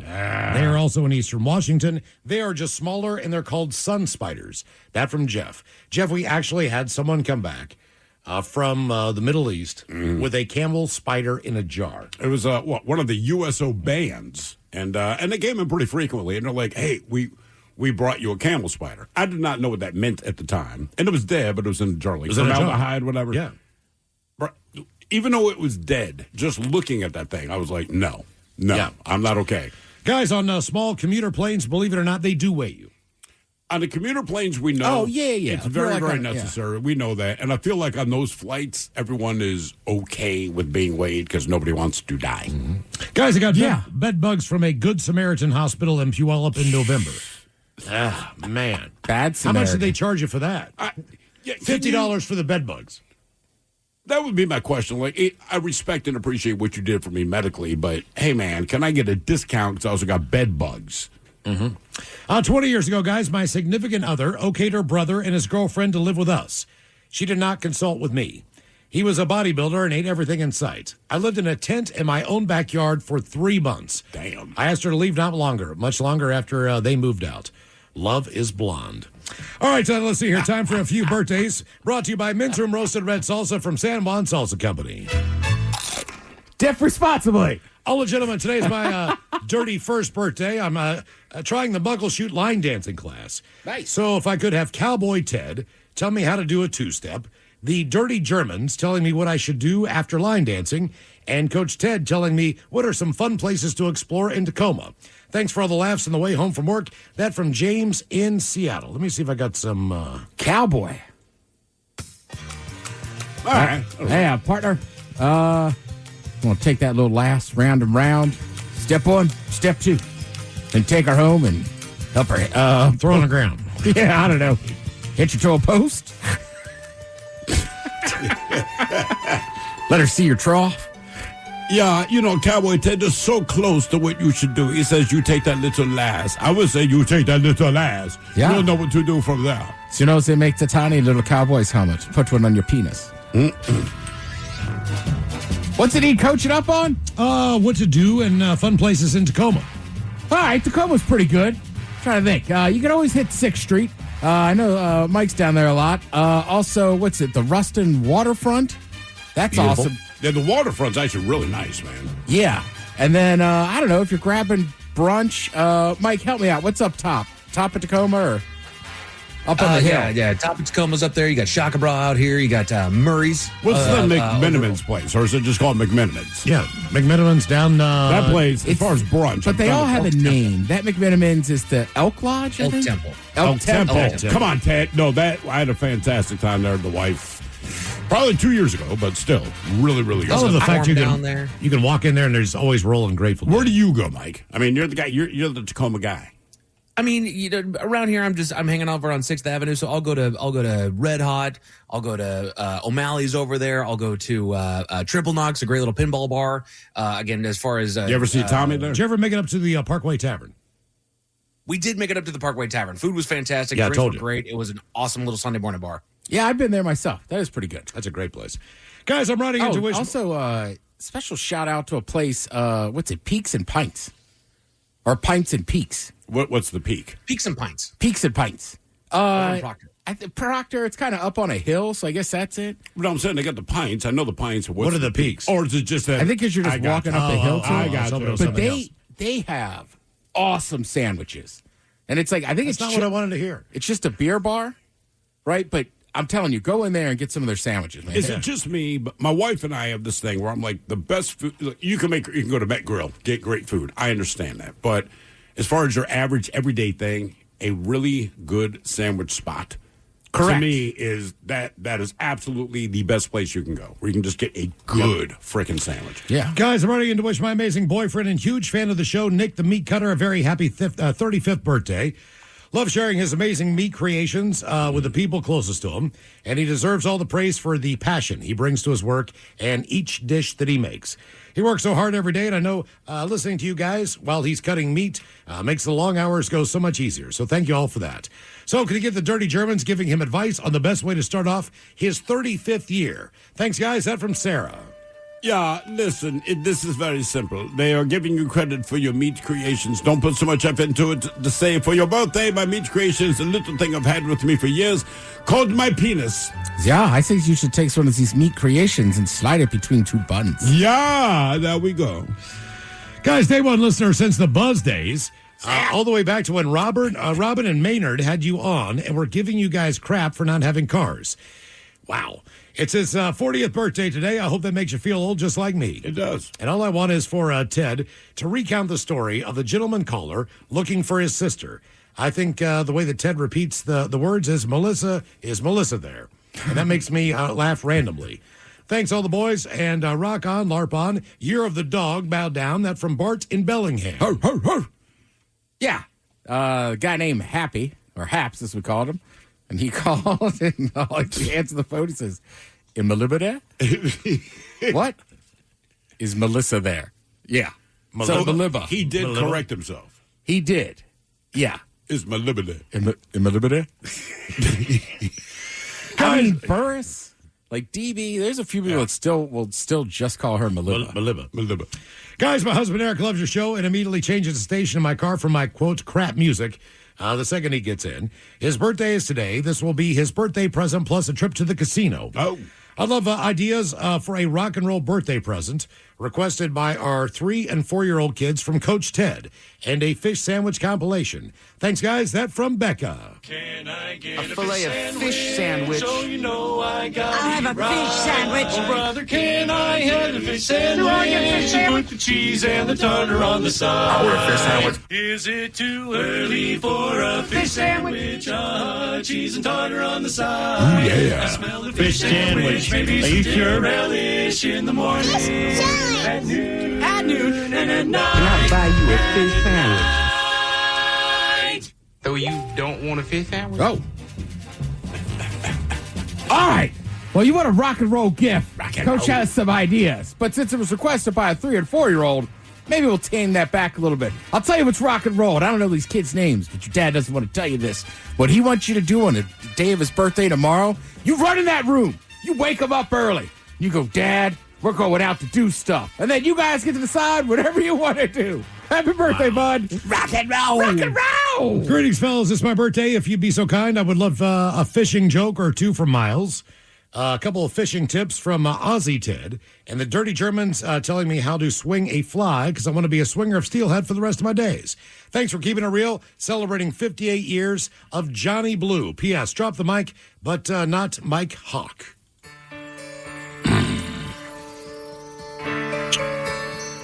A fish walks into a bar. The bartender says, "What can I get you?" The fish replies, "Water." All right. Doug and Bob. Thought you were going to scale that joke back. Doug and Bob grab their poles and head out to do some ice fishing. As they were drilling a hole in the ice, they hear a voice from up above. There are no fish under the ice. So they move about 25 feet over, start another hole. Voice again says, "There are no fish under the ice." They both look around and Doug says, "Are you God?" The voice says, "No. I'm the ice rink attendant." All right. Ted here from Melbourne. It's his birthday, huh? What's he want to know? What we doing down under? Fishing tips. Well, in Australia, the good thing is you go out, you risk your life, you just shoot the fish. Don't get eaten by a shark or a crocodile.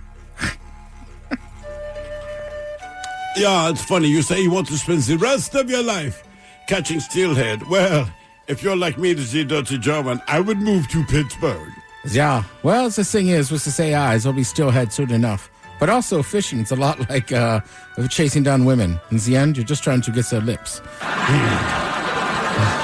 Hi, guys. Here you go. Happy, happy, happy birthday. Happy, happy, happy birthday. Happy, happy, happy birthday to you, to you, to you. Ya's a Dirty Germans brought to you by Men's Room Original Sausage. Available through Uli's World Famous Sausage, mensroomlive.com, and other fine retailers. Schweinefleisch. I'm Dana Carvey. I'm David Spade. Fly on the Wall's back for another season now on audio and video every Monday and Thursday. So many incredible guests will be joining us. Follow and listen to Fly on the Wall everywhere you get your podcasts. Too good to be true. Time to open wide and sample Ted's meats and potatoes. Now, here's your host, head chef of the Men's Room, the Ted Nugent. Head chef in the house. Thank you, folks. Thank you. Easter is a massive chocolate candy holiday. I was going to say, that was always a big deal. Did you guys get your Easter baskets before or after church?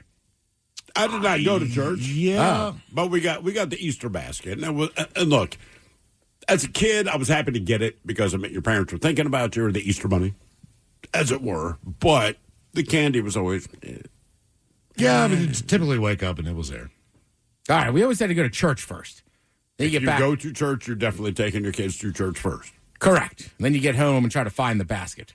Because usually the bunny would hide them, so you'd have to find them somewhere, too. You had to find your basket. Yeah. Oh. Yeah.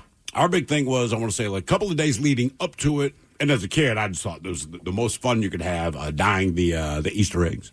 So we would always dye them the Saturday night beforehand. Okay. So, like, that's like I said, like, we'd either do them at home or we'd go to, like, either, like, my cousins would come over, we'd go to my cousin's house and do it there. The main thing was you got to get that little gold stick so you can dip your egg in and not your fingers. Mm-hmm. But the Pez or the Paz pack only came with a couple, so that always ended in a fight. I will say that as a non-church-going family, Easter wasn't our biggest. You acknowledged it for sure. Still not a church-going family, but when I had kids, the Easter egg hunt, we discovered when they were little, man, it meant so much to them that it's like, okay, and naturally the Easter bunny would show up the night before and place them in different places, and it's always, there's 2 kids, there's on average 12 eggs. Right. Hopefully they both find 6. And what always shocked me is how hard it was for them to find the eggs. I'm thinking, like, it's that bright red plastic thing. Everything around it is green. How do you not see you were standing 3 freaking feet away from it? God damn it. My favorite part about that was my art teacher was from Ukraine. So the 2 weeks leading up to Easter, we would do Ukrainian Easter eggs. Yeah. And that was absolutely, I mean, that was awesome. That was one of the funnest projects we did. Yeah, I think any holiday, right? It's like Halloween. It's fun to carve the pumpkins. Sure, yeah, you're right. You're decorating a tree. You're decorating eggs. Like, that's all fun stuff. But then you do score some good candy. And that's really what they were waiting for. Yeah, I mean, to me, it was score candy, and then basically you just wait until the afternoon. So you go to, like for us, we go to grandma's and see our cousins. Okay. Other kids. It's right? going to be a fun time. Food sucks, but yeah. Whoa. Ham, scalloped potatoes. I'm not going through it this year with you. You're getting ridiculous. Okay. Right? Ham is so good. It's been 21 years of this. Yeah. Like, I get you. I don't eat lunch meat ham a ton unless it's on an Italian sub. Sure. But I don't have to say it like that. I'll have ham for breakfast. But ham, dude, come on. Not dinner. Yeah. Ham is breakfast. Well, the good thing about ham for dinner with those scalloped potatoes is then there's always leftover ham. Get a little ham sandwich later. Boom. Yeah. Making $1 million dip this year. What is that? Well, I can't give it out. I haven't made this one yet. Okay. All It's not that hard if you follow any Costs food $1 million. Instagram. But it's $1 million. It's $1 million dip. Candy, by the way, symbolizes the end of the strict 40-day fasting period of Lent. That absolutely Which, tracks. Again, the 40 days do not include Sundays and then Good Friday, Saturday, and Easter Sunday. Okay. So I did pretty well. Some things fell off. I put it to you this way. I haven't had a potato chip in 3 or 4 weeks. Damn. All right. Yeah. You looking forward to it? Or are you going to stay on the no potato chip thing? Yeah, well... You're going to eat the piss out of them, aren't you? Yeah, like I've had some pirate's booty, but that's not potato That's not chips. a chip. That's a pirate's booty. Yeah. So, yeah, I will be eating some chips on Sunday. So here's according to DoorDash, the top 10 Easter candies.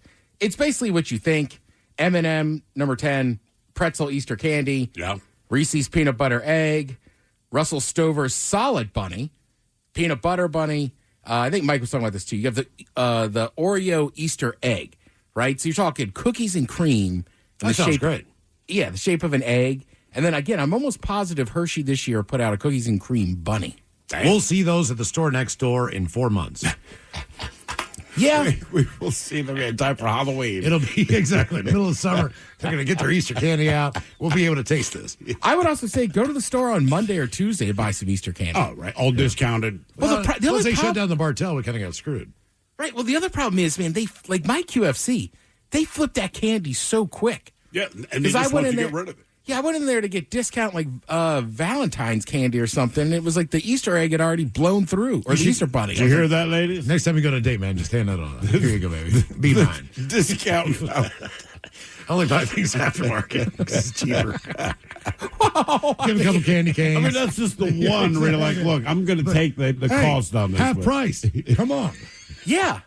Hey, listen. More money for me to spend on you, baby. I got news for you. Next year, ain't nobody going out on Valentine's Day, all right? It's supposed to be the same day as the Super Bowl. Oh. Yeah. For real? Yes. Oh. If I meet, Maybe they just kill the whole holiday with that one day. They might. Like, listen, I'm not even dating anybody. If you could hear my voice and I meet you in the next year, we are not doing anything on Valentine's Day. No. Super Bowl Sunday. No, sorry, man. Yeah. Obviously, some of the ones you don't see all the time. You have the Palmer Double Crisp, little crispy bunny. You have the Lint Gold Bunny. But the number one thing, basically, people just want Reese's in any form. M&M's. My brother and I always contend the pastel-colored M&M's for Easter, not as good as the red and green. I'm sure there's no difference in the flavor. There's not. Okay. But get some Peeps. Kids like them. They still have a Honey Baked ham store in the area? I believe are the they one dead in, or are they still alive? No, the Honey Baked ham stores are still around. I think that there's one in Bellevue that's still open. I mean, that's the best ham I've ever had. Yes. You'll never hear. Smithfield is actually. Well, I'm telling you, Honey Baked I'm just saying, as far as the way they slice it thin, it's got a great flavor to it. If I'm going to eat ham and they have one of those, I'm like, oh, man, thank God. Then I get excited for ham. You should. And they have turkeys. I don't know why I'm doing a commercial for Honey Baked Ham. But I mean, you like them that much. I do. And when I was a kid, there was one Honey Baked Ham store out in Montgomery County by Leisure World.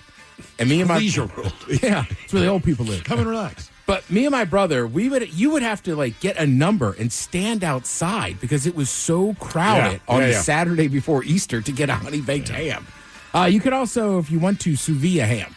Oh, really? Yeah, my buddy's been doing it for a few years. It is phenomenal. Thank you, Head Chef. We appreciate it. Coming up at 5:08, we'll drink and toast with a shot of the day. You are listening to The Men's Room. I'm Sarah Austin Janess, The Moth's executive producer and longtime host of the Moth Podcast. Every week, we share true stories told live and without notes by real people from all walks of life. Stories about disastrous haircuts, May-December romances, photographing Pluto, fighting for justice, and so much more. Some stories make you laugh, some make you think, and many stay with you long after they're told. Discover the power of story. Follow and listen to The Moth wherever you get your podcasts. Agents who are realtors do more than open doors. They analyze market trends, interest rates, comps. They can tell you about flood zones, mixed-use zones, and decode acronyms like HOA, APR, MLS. They connect you to lawyers, contractors, even Phil, the sewer scope guy. They negotiate, coordinate, advocate for you, close the deal with you, and hand the keys to you. They bring you home. Realtors are members of the National Association of Realtors, right by you. For years, Gone South has been a podcast about crime in the American South. But for our new season, we're widening the lens. Through deeply reported, narrative-driven stories, we're digging into the myths, scandals, and power structures that still shape the South, and, in a lot of ways, the country itself. Follow and listen to Gone South Season 5, an Odyssey podcast, available now on Apple Podcasts, Spotify, or wherever you get your shows. The Men's Room returns with Miles and Thrill. Come up here at 5:08. We'll drink and toast with a shot of the day. And we do have your headlines on the way at 5:50. But first, quick check on Mike Hawk. Consider the stories and headlines he is not working on. Well, thank you, Miles. A lawsuit against David Protein Bars, alleging that the bars had far more fat and calories than were listed on the labels, has been dropped. It got dropped? They dropped it. Huh. They were relating it to Mean Girls. If you watch the movie, Is butter a carb? Is butter a carb? No, there was the gal that was eating the protein bars that were supposed to be like weight loss bars, but they were actually putting weight on her. So they were kind of relating this. Well, to it's that. protein. That doesn't mean necessarily that you still have to work out. Exactly. And Yeah. that's kind of. But there's also the thing where muscle weighs more than fat. So I think a lot of people, you weigh yourself, and it's like, look, man, that's healthy weight you're putting on, but you're not losing weight. Well, I think with those, though, those were specifically marketed as like super healthy protein bars. Oh, come on. Okay. So, but I mean, honestly, I think some of them you might be better off just eating a Snickers. Yeah. You're not Buy wrong. Snickers, Or a handful yeah. of peanuts. Well, obviously. Apparently, zombie fish are invading Lake Superior. Is it dead, or is it that just what it's called? It's undead, Ted. Undead. Undead, because they're zombie fish. They're dead, but they're not really. Well, can you eat them? You know, I mean, you can. I mean, if you had a zombie fish on the menu, I'd try it. would you try the McDonald's zombie filet-o fish? You know it. Zombie filet-o-fish. Filet-o zombie fish? They're either spawning salmon with deteriorated skin or catfish that survive in dried mud or killfish infected by brain-controlling parasites. Okay, I'll do the catfish in mud. Catfish already grows, right? Yeah. So, I'm down with that. But Yeah, I jump off on brainworms? brainworms. I don't mess with Candy that. ass. I'm all right with that. Some people- Thanks to phone. Some people brag about it. The brainworm, you can't even tell. Yeah, we can. Thanks to phones, tech neck is becoming a new concern. Oh, from looking down all the time? Exactly. I said this to Miles necks are yesterday, straight in a way man. That they weren't supposed to be.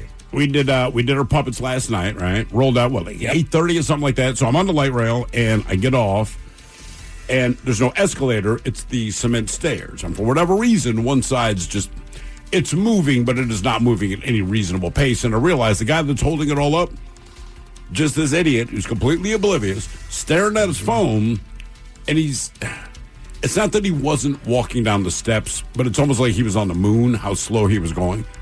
Oh, And it just annoyed me because I'm like 70 people just got off. We're all stuck behind you. That's one. Two, you're on cement stairs. Just, not for me, but for your own safety. I was going to say, that's just dumb. It's get to the bottom of the staircase. It takes 15 seconds, bro. Just get to the bottom. Then go back to whatever unimportant BS you're looking at. I mean, if I'm on a street corner and I'm in the middle of a text and I get the walk sign, I put the phone down and walk across the street. Right. Just Then that. I can stand there and type away. Right. Just wait a second. My God, man. More connected than ever before, he gets so disconnected from the actual people. I hope he gets tech neck. I don't tell him that. I hope he get tech neck. Hey, girl, can I get... Put your thinking caps on, Jen. It's time for the Merriam-Webster word of the day. I give you guys a 70% chance of success on this one, and it is a verb brought to you by the letter F. Easy. To do this over or on somebody, stop it, is to try to get their approval through praise, special attention, or flattery. It's also sometimes used, especially but not exclusively, of dogs to mean to show affection. And to be fair, it's also another animal. So to do this to somebody Fawn. is to try to get... You got fawn. it. Fawn. Well done. Well done. Why did you just say it's Bambi? Bambi. Yeah, Bambi. Is she a started fawn? on She'd be a fawn, right? Yeah, she was a fawn. He was, yeah.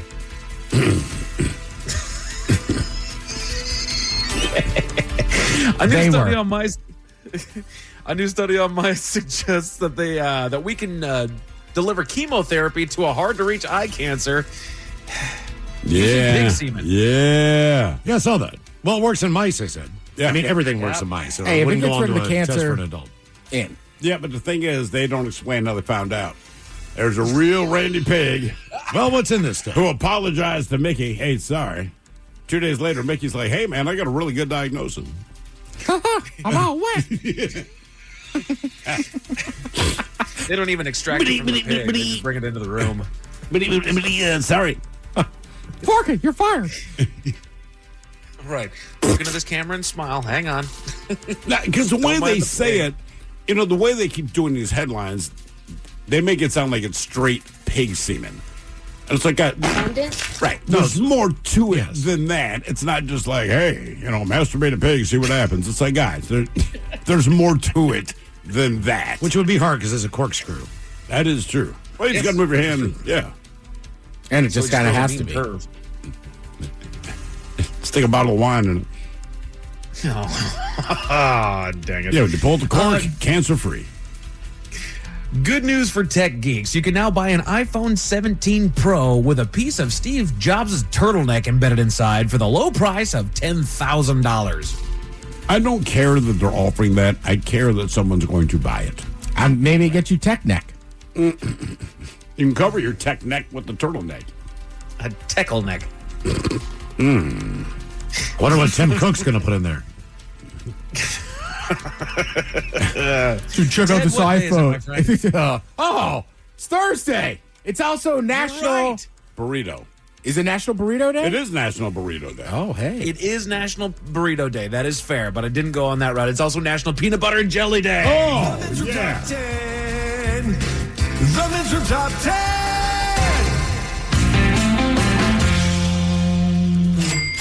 Peanut butter Glad jelly everybody's going time. So what? Said peanut butter jelly time. Peanut butter jelly time. So I got us 10 fun facts about peanut butter and jelly. Steve, did you have your daily peanut butter and jelly today? No, but I did have 2. Last night? No, when I came in today. Oh. I made 2 peanut butter and jellies before I came into work, and that is what I ate. What is your spread of choice? I mean, company-wise, I believe it says Jif peanut butter, straight up Welch's grape jelly. But for me, again, it is about the proportions of each. No one ever gets it right for me, so I must make my own. And my wife always comments like, that's a lot of peanut butter. I'm like, I know it is, because I'm making a freaking meal. And then there's a certain amount of jelly that goes along with it. Do not worry about my process. It works for me. Steve likes to get his protein, and, it needs a little bit more sweet in order to get it down. Do you know the difference between jam and jelly bite? Miles, we are not going there, doggone it. So here's 10 fun facts about PB&J. Doggone it, Miles, every time. Number 10, they talk about astronaut food. Astronauts on the International Space Station enjoy PB&J, although they use tortillas instead of bread to avoid crumbs. Dude, I get why, but still, that is ghetto. Would you be that disappointed if there was a PB&J on a tortilla? No. I mean, if that's all I have. Well, I've done it a bunch of times. I'm not disappointed about anything if that's all I have, but I'm just saying, like, I'm a freaking astronaut. I trained all these years I'm in space. Like, you can't give me bread. And yes, I get the crumbs. By the way, did you hear the toilet broke down on the Artemis 2? Already? They fixed it. Bro, they fixed it. I bet it was the Canadian dude. But the whole thing, like, the first problem they ran into is like, I gotta poop. Ricky blew up the bathroom, man. We need a tech guy. Damn, man. First time they burned incense in space. He broke the seatbelt on it. Complete protein. Peanut butter paired with a whole wheat bread provides a complete protein for vegetarians. So that's always the question. Oh, you're vegetarian. How do you get your proteins? Peanut butter is a phenomenal source of protein. It is. I know. And people always argue, is peanut butter healthy or not? It's like, well, there's different versions. And then also, it's just the amount. Right, what do you do with it? So if you have a teaspoon or 2 teaspoons, it's fine. But that's why I don't keep it in my house. I love peanut butter. You guys ever made your own peanut butter? Or even almond butter? No. I mean, what's the general process to make it happen? The wife has made almond butter here at the house, and I thought that there was more that went into it. First, she bakes the almonds for, I don't know, however long, but it smells fantastic in the house. And then she just puts them in a processor, just a blender, basically, and turns it on for what feels like 5 minutes. And it just keeps on going and going and going and going. And first, You gotta put some oil in there, right? Or is it just the almond oil? It's just the almond oil. Oh. So okay. eventually they break down. Yeah, it starts out as crumbs, but then when you keep going and keep going and keep going, it eventually smooths out into a butter. Huh. So tell her to do that with peanuts. My guess, yeah. I'll try it. There you go. Almond 10 fun facts. butter's fine. Yeah, I like almond butter. It's not peanut butter. I agree. It's like what your wife buys. You're like, oh, almond butter. Thanks. All right. Is this helping me now? Wow. Man, thank God you cut me out back on that peanut butter. Now I have this. Thanks. Another way we can be almond healthy. butter, to me, is right there with oat milk. Yeah, Yeah. Like why? I'm with you. I just think oat milk tastes awful, too.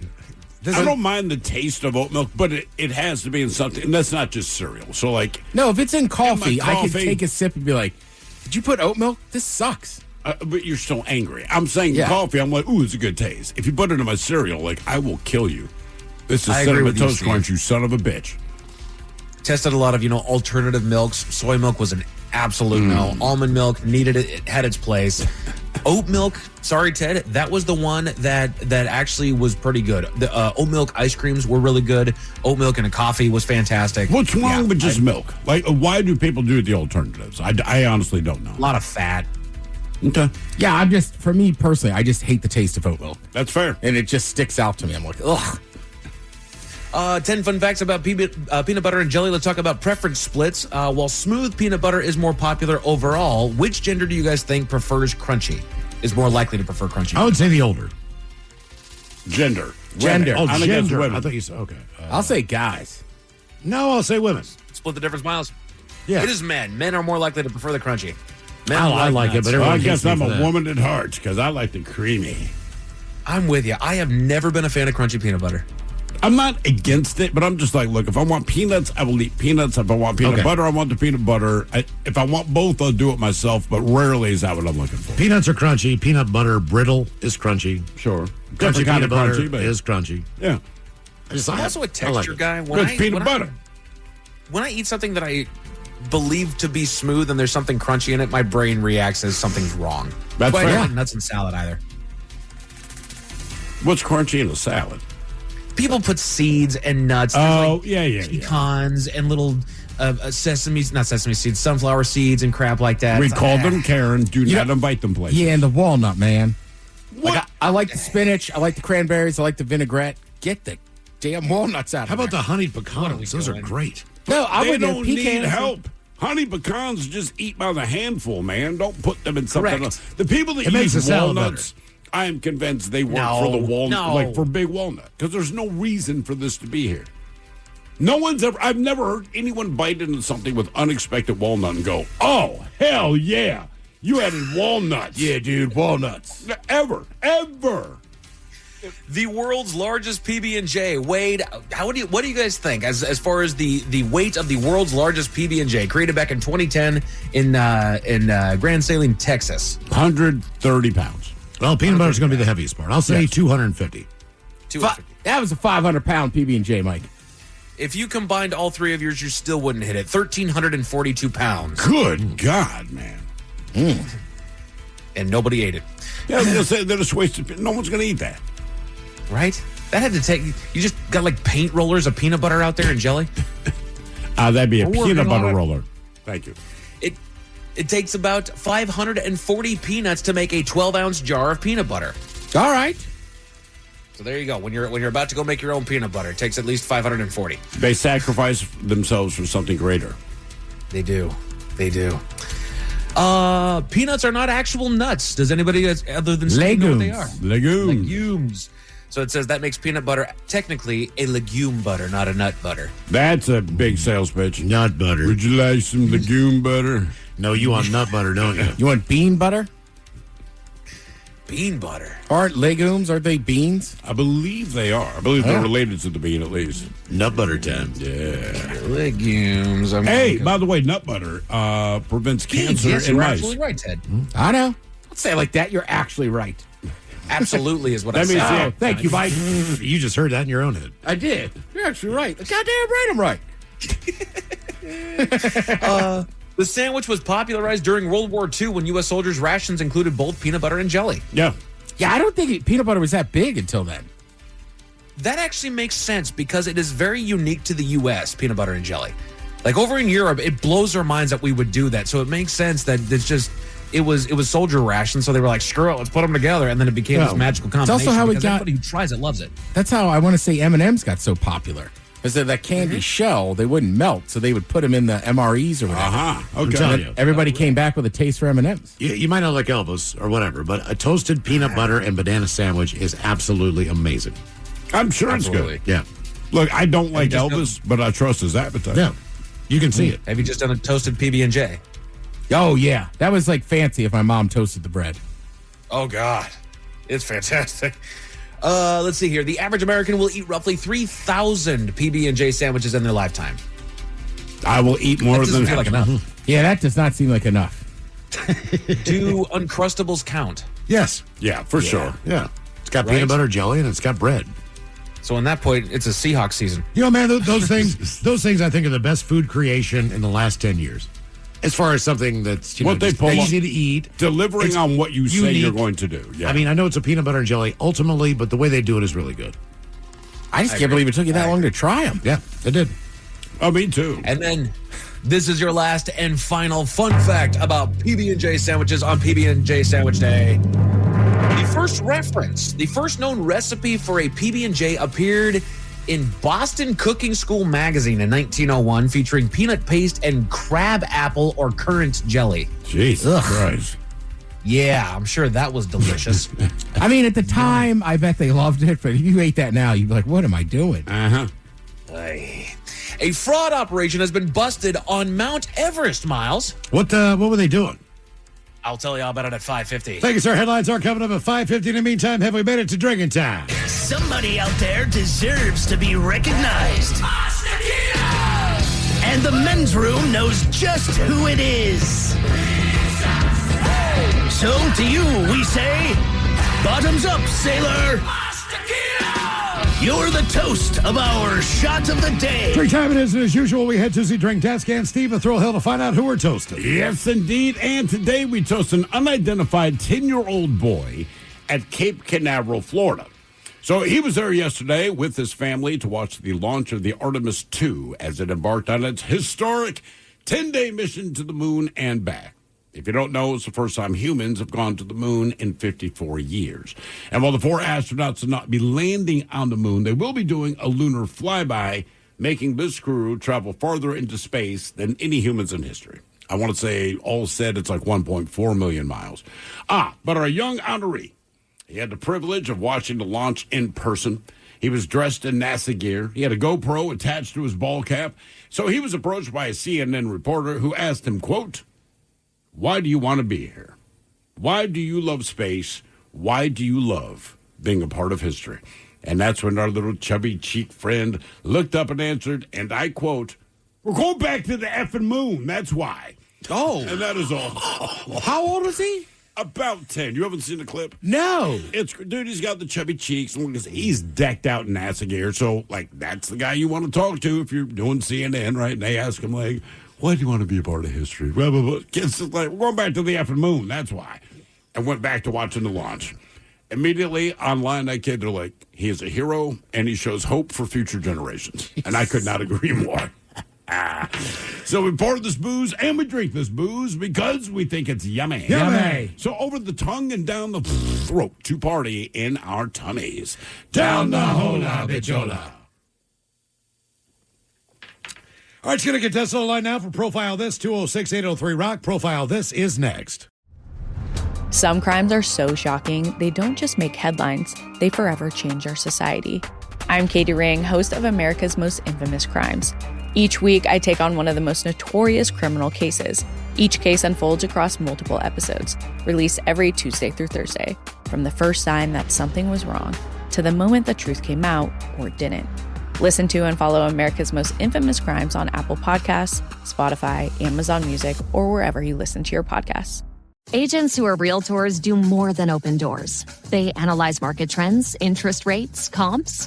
They can tell you about flood zones, mixed-use zones, and decode acronyms like HOA, APR, MLS. They connect you to lawyers, contractors, even Phil, the sewer scope guy. They negotiate, coordinate, advocate for you, close the deal with you, and hand the keys to you. They bring you home. Realtors are members of the National Association of Realtors, right by you. Hi, I'm PJ Vogt, and I want to tell you about my podcast, Search Engine. We try to make sense of the world, one question at a time. No question too big, no question too small. We will even answer your questions if you send them in. Stuff like, what happens when a cemetery goes out of business? What should we do about teens using AI to do their homework? Who buys luggage at the airport luggage store? Follow and listen to Search Engine in partnership with Odyssey, wherever you get your podcasts. I'm Mark Solinger, producer and one of the hosts of the Moth Podcast. For nearly 2 decades, The Moth has brought live storytelling to stages around the world and to millions of listeners. These are real people telling true stories from their lives. Stories about a lost family recipe, about working to free a wrongfully convicted man, about realizing you need to leave your May-December romance. Stories that will move you, surprise you, make you laugh. Stories you can't forget. Join us. Follow and listen to The Moth wherever you get your podcasts. And Steven Throwhook, could you please start everyone out? Profile This Is Played. I sure can, Miles. It's a simple game where we share with you a real-life news story. Something that happened right here on planet Earth. Earth. And as you listen to the story, based on the stereotypes you believe to be true of people and the decisions that people make, we'll ask you what it is you think makes the story a story. Now, our caller has dropped off, so you 3 gentlemen will be competing against one another. Nevertheless, you still have your choice of one of 3 categories. Today, we have the wonderful world of drugs. We have Animalize This, where you guess the animal responsible for causing the problem.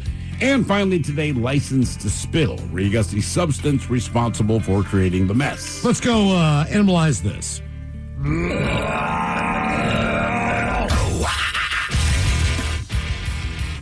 We go to Wisconsin, where an animal that escaped from a petting zoo was found safely and brought home 3 days later.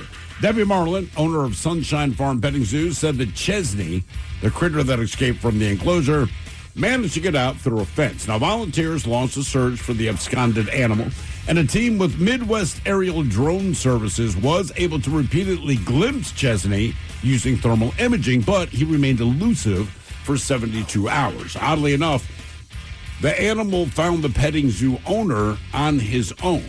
As she says, quote, out of nowhere, Chesney walked up to my truck, to the car door. He came out of nowhere, wasn't scared, he's sniffing around like he knew it was time to go home. Keep in mind, she was not at the petting zoo. She was out on the road looking for Chesney, and this thing came up like, I know you. I'm hungry. Let's go home. So she said Chesney is now resting up and slowly returning to his normal routine at the farm. But the question is, what kind of animal is Chesney? Is Chesney a peacock? Is Chesney a goat? Is Chesney a kangaroo? Or is Chesney a llama? So peacock, goat, kangaroo, or llama, what kind of animal is Chesney? Who essentially turned himself in. Well, it's not going to be a peacock. Well, sure he wasn't wearing shirts or shoes. Yeah. You think a lemur? No, it's a Chesney. lemur, not a peacock. Oh, Chesney. Right. Yeah. You thinking llama? No, I'm actually thinking kangaroo. Kangaroo. It's got to be 5 o'clock somewhere, Miles. Ted, I'm joining you on the kangaroo train. Mike, what are you thinking?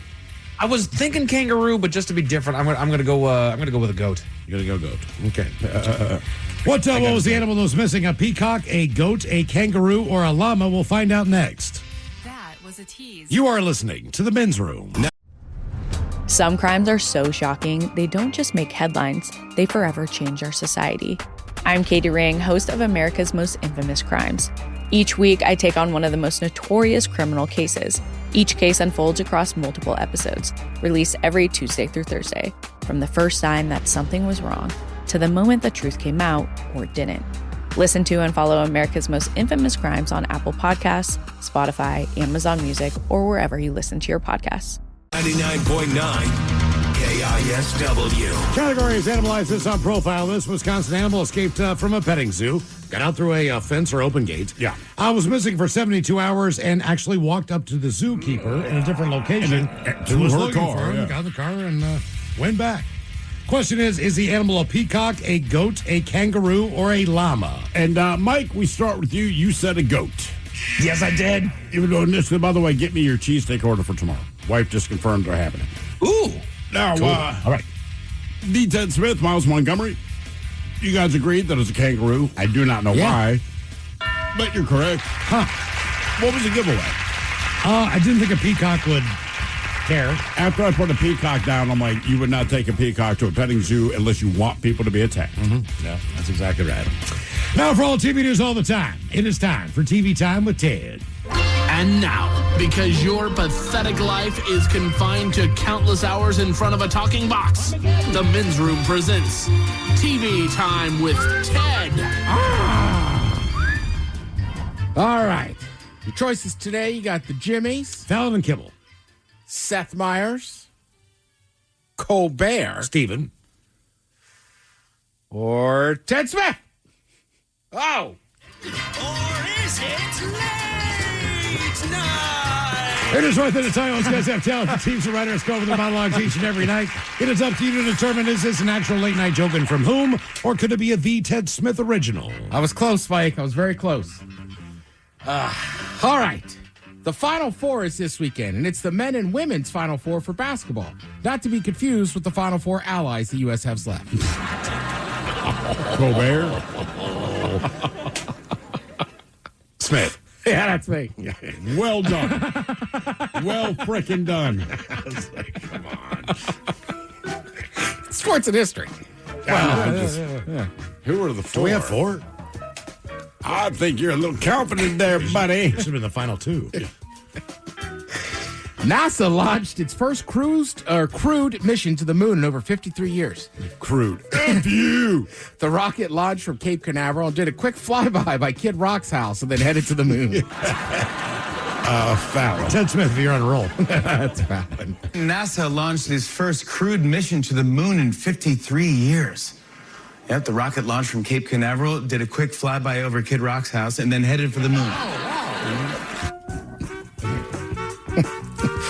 The 4 astronauts on board were Reed Wiseman, pilot Victor Glover, mission specialist Christina Cook, and Canadian Space Agency mission specialist Jeremy Hansen. Wait, this isn't right.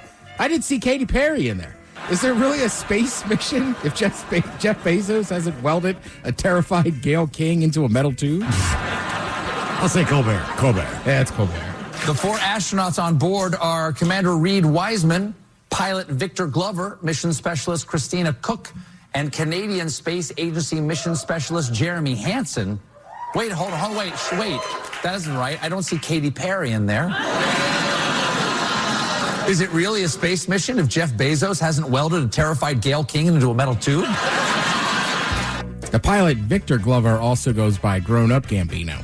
Oh. He's Canadian. No, that's Jeremy Hansen. Oh, sorry. Right after Olaf robot in Disneyland Paris malfunctioned, Tokyo Disney had an issue with its Rapunzel robot when some crows started eating her hair. Turns out a Disney princess surrounded by little birds isn't as cute in real life. Eventually, park employees captured the crows and sold them as turkey legs. Colbert? I'll go back to Colbert. Fallon. Right after the Olaf robot in Disneyland Paris malfunctioned, Tokyo Disney ran into an issue with their Rapunzel robot when some crows started eating her hair. Yeah. Turns out a Disney princess surrounded by little birds isn't as cute in real life. Eventually, park employees captured the crows and sold them as turkey legs. Oh, that's it. Yep. Have you seen the video of that the Olaf robot malfunctioning? No. He just kind of goes and then falls over backwards. No. I saw the one where he was asking someone to cross the road and hit the button for him. So that's one of the food delivery robots. Yes. All right. But this is like it's entertaining kids. Like it looks like Olaf. He is why then it just dies. every kid likes Frozen. Yeah. Right. I mean, little girls like the princess. I get that. But the thing that kept you there as an adult that had suffered through that movie 8,000 times, Olaf was the one character you're like, okay, you're funny. Yeah. He can't be the one to die. That's all. I'll sound like the big back guy in here, but I think I trust driving in a Waymo more than I do my food delivery getting delivered by that robot. But you said you've done it in Austin, right? I did it once, yeah. Okay. They were all over Phoenix. Our boss Dave It did it, was- and he said it was weird. It's super weird. But also, again, it was just so hot that day. I had just taken a nap, getting off of Red Eye. I just wanted to go meet my buddy. So I was like, screw it, I'll take it. But I would be very annoyed if I ordered food and then I could see he was just stuck at a crosswalk because the button didn't change. But he's asking people to do it. Like, can you help me press that button? So it's not really doing it by itself. No. I don't know. Is the food secure in there? Because I just feel like, and I know me, I'm walking home. There is a little food delivery robot. Can you please press the button for me? Like, I'm taking your pizza, bro, and I'm not hitting the You button. can't get in there. You don't have the code. Damn it. Never mind. I'll hit the button. It is If I shocking. can't commit crime, then I'll do the right thing. I think when they first came out, people did knock them around. They did. Trying to get the food out, but Miles is right. You got to. Yeah, I mean, I don't know. What a sad order. Once you finally get in there. Who orders this? It's a salad. It's a vegetarian taco, you son of a bitch. Yeah, that's the thing. You got to hope it's somebody that orders like you do. It's like being a porch pirate. You just hedge your bets. Yeah. All right, this is an interesting list. This is travel hot spots that were made famous by movies and TV shows. Okay. You guys have any ideas? Yes, I do, because I was just down there. The Goonies house in Astoria, Oregon. Because I know for a fact that before they sold that home... Oh, yeah. Why is that? Oh, no. Just Yeah. Shut up. So the guy who How'd bought that go? The guy that bought it was a fan. I don't know yet. The guy who bought it was a fan, and so he's allowing people to go up into that, basically just a dead-end little cul-de-sac at the top of the hill. But the previous owner was just fed up with it. Sure, I get it. So the Goonies house did not make this list, only because I think that's already a destination. Okay. Right, without So this. these are new or... So the Breaking Bad house, I would guess. The pizza on the roof thing. Good call. That's the That one that house- would annoy me. Right, so these are very specific things, right? So the Breaking Bad house, that house, and then Twister Burgers and Burrito in Albuquerque, New Mexico, too, got famous because of that shit. Okay. So I don't know if people are going in there and eating or they're just ordering stuff because they want to do it. How about the diner that on Seinfeld? Oh, that did well as a direct result, man. But that was a set. There is a diner on here. But the one they showed from the outside, they still showed. So an that outside was, shot. I think, an actual diner. Okay. The diner that made the list, though, you got to know this. It's still in New York City. I'll have what she's having. Oh, from when Harry Met Sally? Yeah, Cat's Delicatessen. Well, they're going to go there anyway. Yes. They are. That made it. That's Cats? That is Cats. Then they have the sign in there. That made it super famous. And then you're right. Cats was already because there's Cats. And then I went to the Carnegie Deli, which is the other famous one. Carnegie Mellon. I believe it's Carnegie when you're there. Carnegie. Carnegie in Pittsburgh. Yeah, Pitt Carnegie. I would recommend this. It's somebody I wish had told me. You need to order extra bread. Oh yeah, because the size is the same. Oh, Sure. right. Let's see. From a show in 2023, The Traders, the Adros Castle in the Scottish Highlands. Okay. That's a cool looking castle. Is it? Oh, yeah, it's beautiful. Yeah, I know that they make it seem like they stay in there. They don't. There's like a hotel offsite, but I would love to stay in that in that castle. As a result of that show? Say again? As a result of the show. Absolutely. Okay. Well, Cool. and it's in the Scottish Highlands, so I'd go back. I know you're a big Scottish. It's in me blood. Damn it. I'm going to be up north in England after my Ireland wedding, Mike, but I have no plans to go to Scotland. I should mix that up. Yeah, I could train up for Pick a up day. my family crest while you're there. I'm If you on go to it. Scotland. Come on, man. I'd love to hang that up. One a little more local here. Forks. Oh, yeah. Oh, Twilight. Because of Twilight, and then... There's one more location, though, with that, right? The Mountainous Falls near Bridal Veil, Oregon. Okay. Right? Because that was the big thing that was in the movie. Ooh. But you know what? I just read the other day. She never specifically names Forks. She just says a small little town that's dark all the time in the Northwest. Forks. So was it? Well, it is Forks, but it somebody like was 12 saying places, right? This was the guy online. He was saying like it could be a small town in Oregon too, because the waterfall they show all the time is not in Forks. What about Burkittsville from the Blair Witch Project? Because I know for a fact when I was working in Hagerstown, that place would get inundated during Halloween. And they had all these festivals. They had like 10 different people who had like these roadside, selling crap, T-shirts. I just don't think that one made the list because it's not as popular anymore. Yeah. You know what I mean? And that was a big movie at the time, but it's not like Twilight, which was like a whole, what do you call it? Series, not Enterprise, but like. It was a big deal. It was a massive deal, yeah. Let's see. From the Lord of the Rings and the Hobbit trilogies, you have the Hobbit movie set in New Zealand. Fair enough. We were talking about this a couple months ago. Somebody was getting married there because they love that stuff. And what's his name? Just happened to be walking, was there for some reason. The actor. Elijah Wood. Elijah Wood, yeah. Yeah. I know one because I've driven this road to take a hike. It's in Kauai, and you go around the eastern part of the island. And as you're going up there is the farm where the raptors ran in Jurassic Park. Oh, Correct. Yeah, Good call. That made number 4 on the list. Is that on there? Because it was in Jurassic Park, and then again in 2015 in Jurassic It's World. beautiful. The Kanaloa Ranch. You nailed it. I think I did. I don't know if you did, but it sounded good. In Oahu? Oahu. Sorry, they must have filmed in Kauai as well. I might be saying it's There's not a Oahu. couple of different AOHU. Yeah. Yeah, right. Oahu. You're right. Yeah. Let's see. From Harry Potter, you have the King Street station in London. Yeah, all right, fair. I don't know. I figured it'd be the library. But I guess no one wants to go to a library. The train station actually existed. The problem is that you only were there for like 2 minutes, and anybody only goes for platform 9 3/4. Which does not exist, correct? Correct. Yeah. But they still look for it. Yes, they do. I like that. Well, they'll go between platforms 9 and 10 is where it is.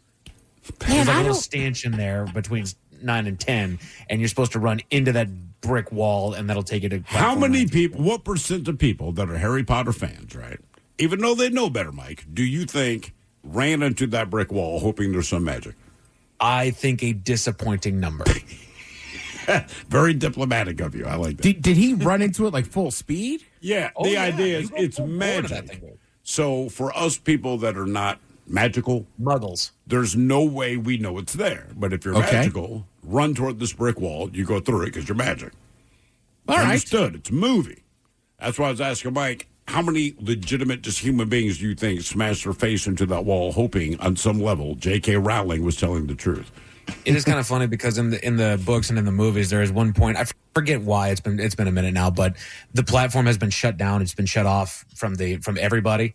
And so they're trying to go to the platform like they're trying to get on the train, and then they just house right into the wall and just smash into it. It's Jesus funny. Christ. Yeah. Let's see. From Yellowstone, the Chief Joseph Ranch in Darby, Montana. People like to go there. Sure.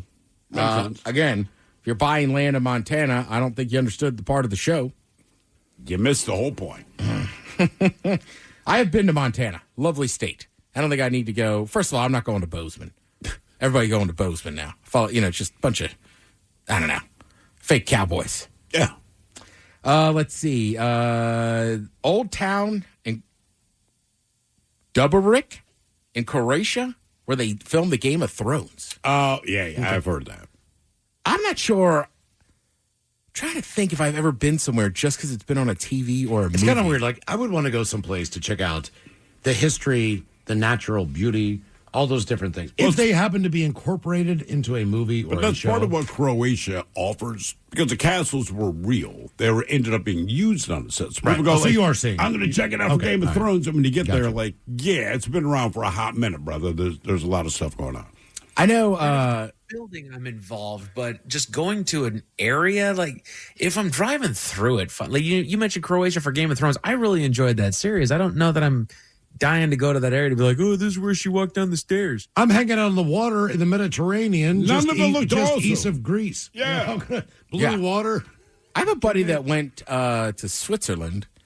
Right, I think it's Switzerland, right? Because the Swiss Alps, right there next to Germany, and it wasn't that far from where we were in Wolfram. we could see them. But this town is the castle that Walt Disney built Cinderella's castle off of. I would actually look at that. I'm not a big Disney fan, but that's such an iconic thing. And you go like, but this legitimately is the castle that they created this thing on. Correct, and it's just breathtakingly beautiful. Yeah, what I've heard. Yeah, there you go. Thank you, Chad. We appreciate it. You're listening to the Men's Room. Men's Room returns with Miles and Thrill. Now, let's see what's happening in the real world. All right, here we go. Police arrest a Seattle man after breaking into a business and stealing $400 worth of booze. Meanwhile, a Kentucky man is busted for DUI while riding a horse and taking a snooze.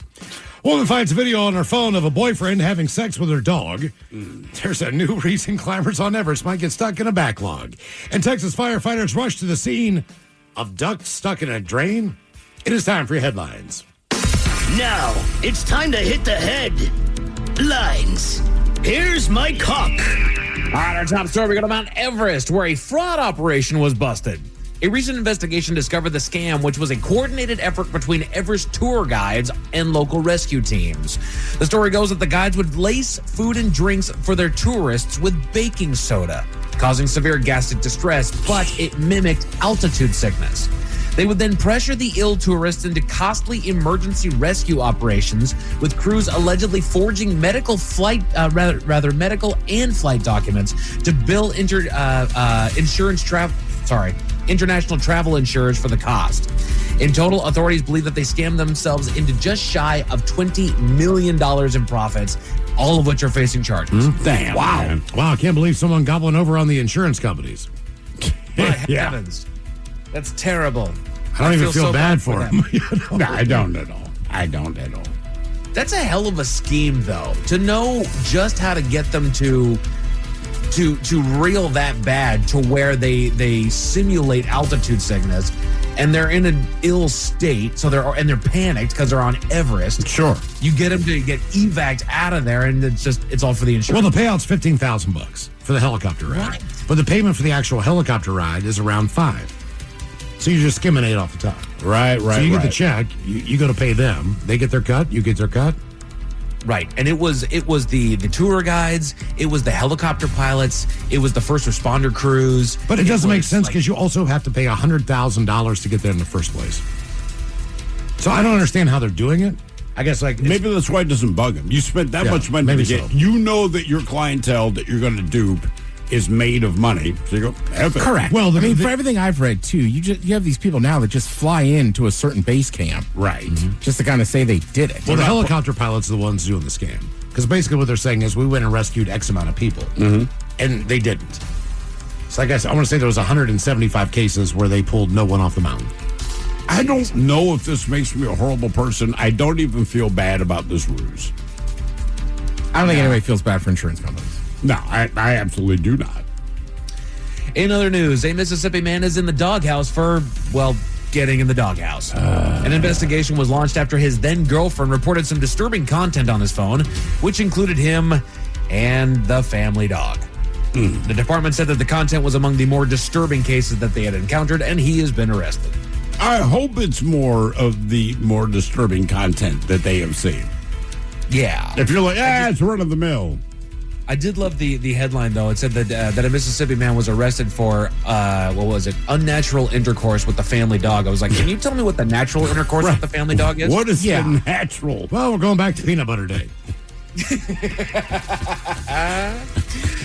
Police right here in Seattle responded to a burglary call early in the morning. They arrived on the scene, a local shop on Rainier Avenue, and found that someone had broken in with a pry bar, doing plenty of damage, and made off with roughly $400 in hard alcohol. They searched the area and came across a man with a duffel bag carrying, what do you know, several bottles of liquor. He denied involvement in the burglary, but surveillance footage told a different story, and he was arrested. The bottles were returned to the shop, which still faces a couple $1,000s worth of repairs. Repeat this story every single day for the rest of your life. Yeah. This happens every single night. Yeah, as soon as I said Rainier Ave, I was like, yeah. Well, it happens in Belltown, happens in Ballard, happens in Fremont. It doesn't matter where you are. Do you have hard alcohol? Yeah. Can I break through your door? Can I smash this window in? Can I go in and take what I want? They are not showing up. Officers in Kentucky have made an arrest after finding a man a little worse for wear. Our man was spotted at around 6 in the evening, slumped over on his mode of transport, a horse that he had drunkenly sat atop of while making his way home. The officer conducted a stop after seeing him sauntering down the sidewalk, which, side note, that's not your jurisdiction. I know, I'm lying. And asked what the situation was. Turned out that he had just left the liquor store and was on his way home, all corroborated by the bag that he had tied on the saddle containing some booze. A field sobriety test was conducted, which he failed, and he was arrested for operating a non-motor vehicle under the influence. No word on how the horse got home. Wow. Again, all right. We get into I feel like we have this conversation once a year. The horse is on the sidewalk. It knows where it's going. Is he really driving, or is he just on a ride? Yeah, I mean, is that a Waymo? You know what I mean? Yeah. Four-legged Waymo. You know what I mean? There you go. But just in case those stories up to bad taste, thankfully, there's good news. Down to Texas, where a rescue operation was successfully executed. Authorities received a call from a concerned citizen about a family of ducklings that all managed to get themselves stuck in a storm drain after falling through. They arrived on the scene and launched a coordinated effort to remove the cover from the drain and hoist the ducklings up and out. They were reunited with their mother without further incident. Yay. Yay, I mean, ducklings. I wish we still had ducks in Seattle. I'd like to ride them. Yeah. A lot of people saying them. You think they'll bring them back? No. Now. Time for Men's Room Sports. Tonight, you got some basketball over on MLB as well as basketball on Amazon and hockey over on Hulu. That includes your Kraken as they host Utah. The puck drops at 7 o'clock over on Hulu and ESPN+. As far as your weather, cloudy and a low of 43 tonight. Expecting a partially sunny day tomorrow with a high right around 59. And that is it for your headlines. With that, Mike Hawkins is out. Thank you, sir. We'll see you for the weekend. The return of Ted versus the FCC, and it's a Bad Choice Friday. The lovely Jolene is coming up next. Yes, indeed, it's all true. But in the meantime, well, we be all about this biatch. So until tomorrow, please do what you do best. And for Aletha's sake, stay beautiful. The Men's Room has been taped before a live studio audience. Wardrobe and makeup provided by Mantastic Limited. This has been a presentation of the Men's Room Radio Network. Oh, man! A Double Flush production.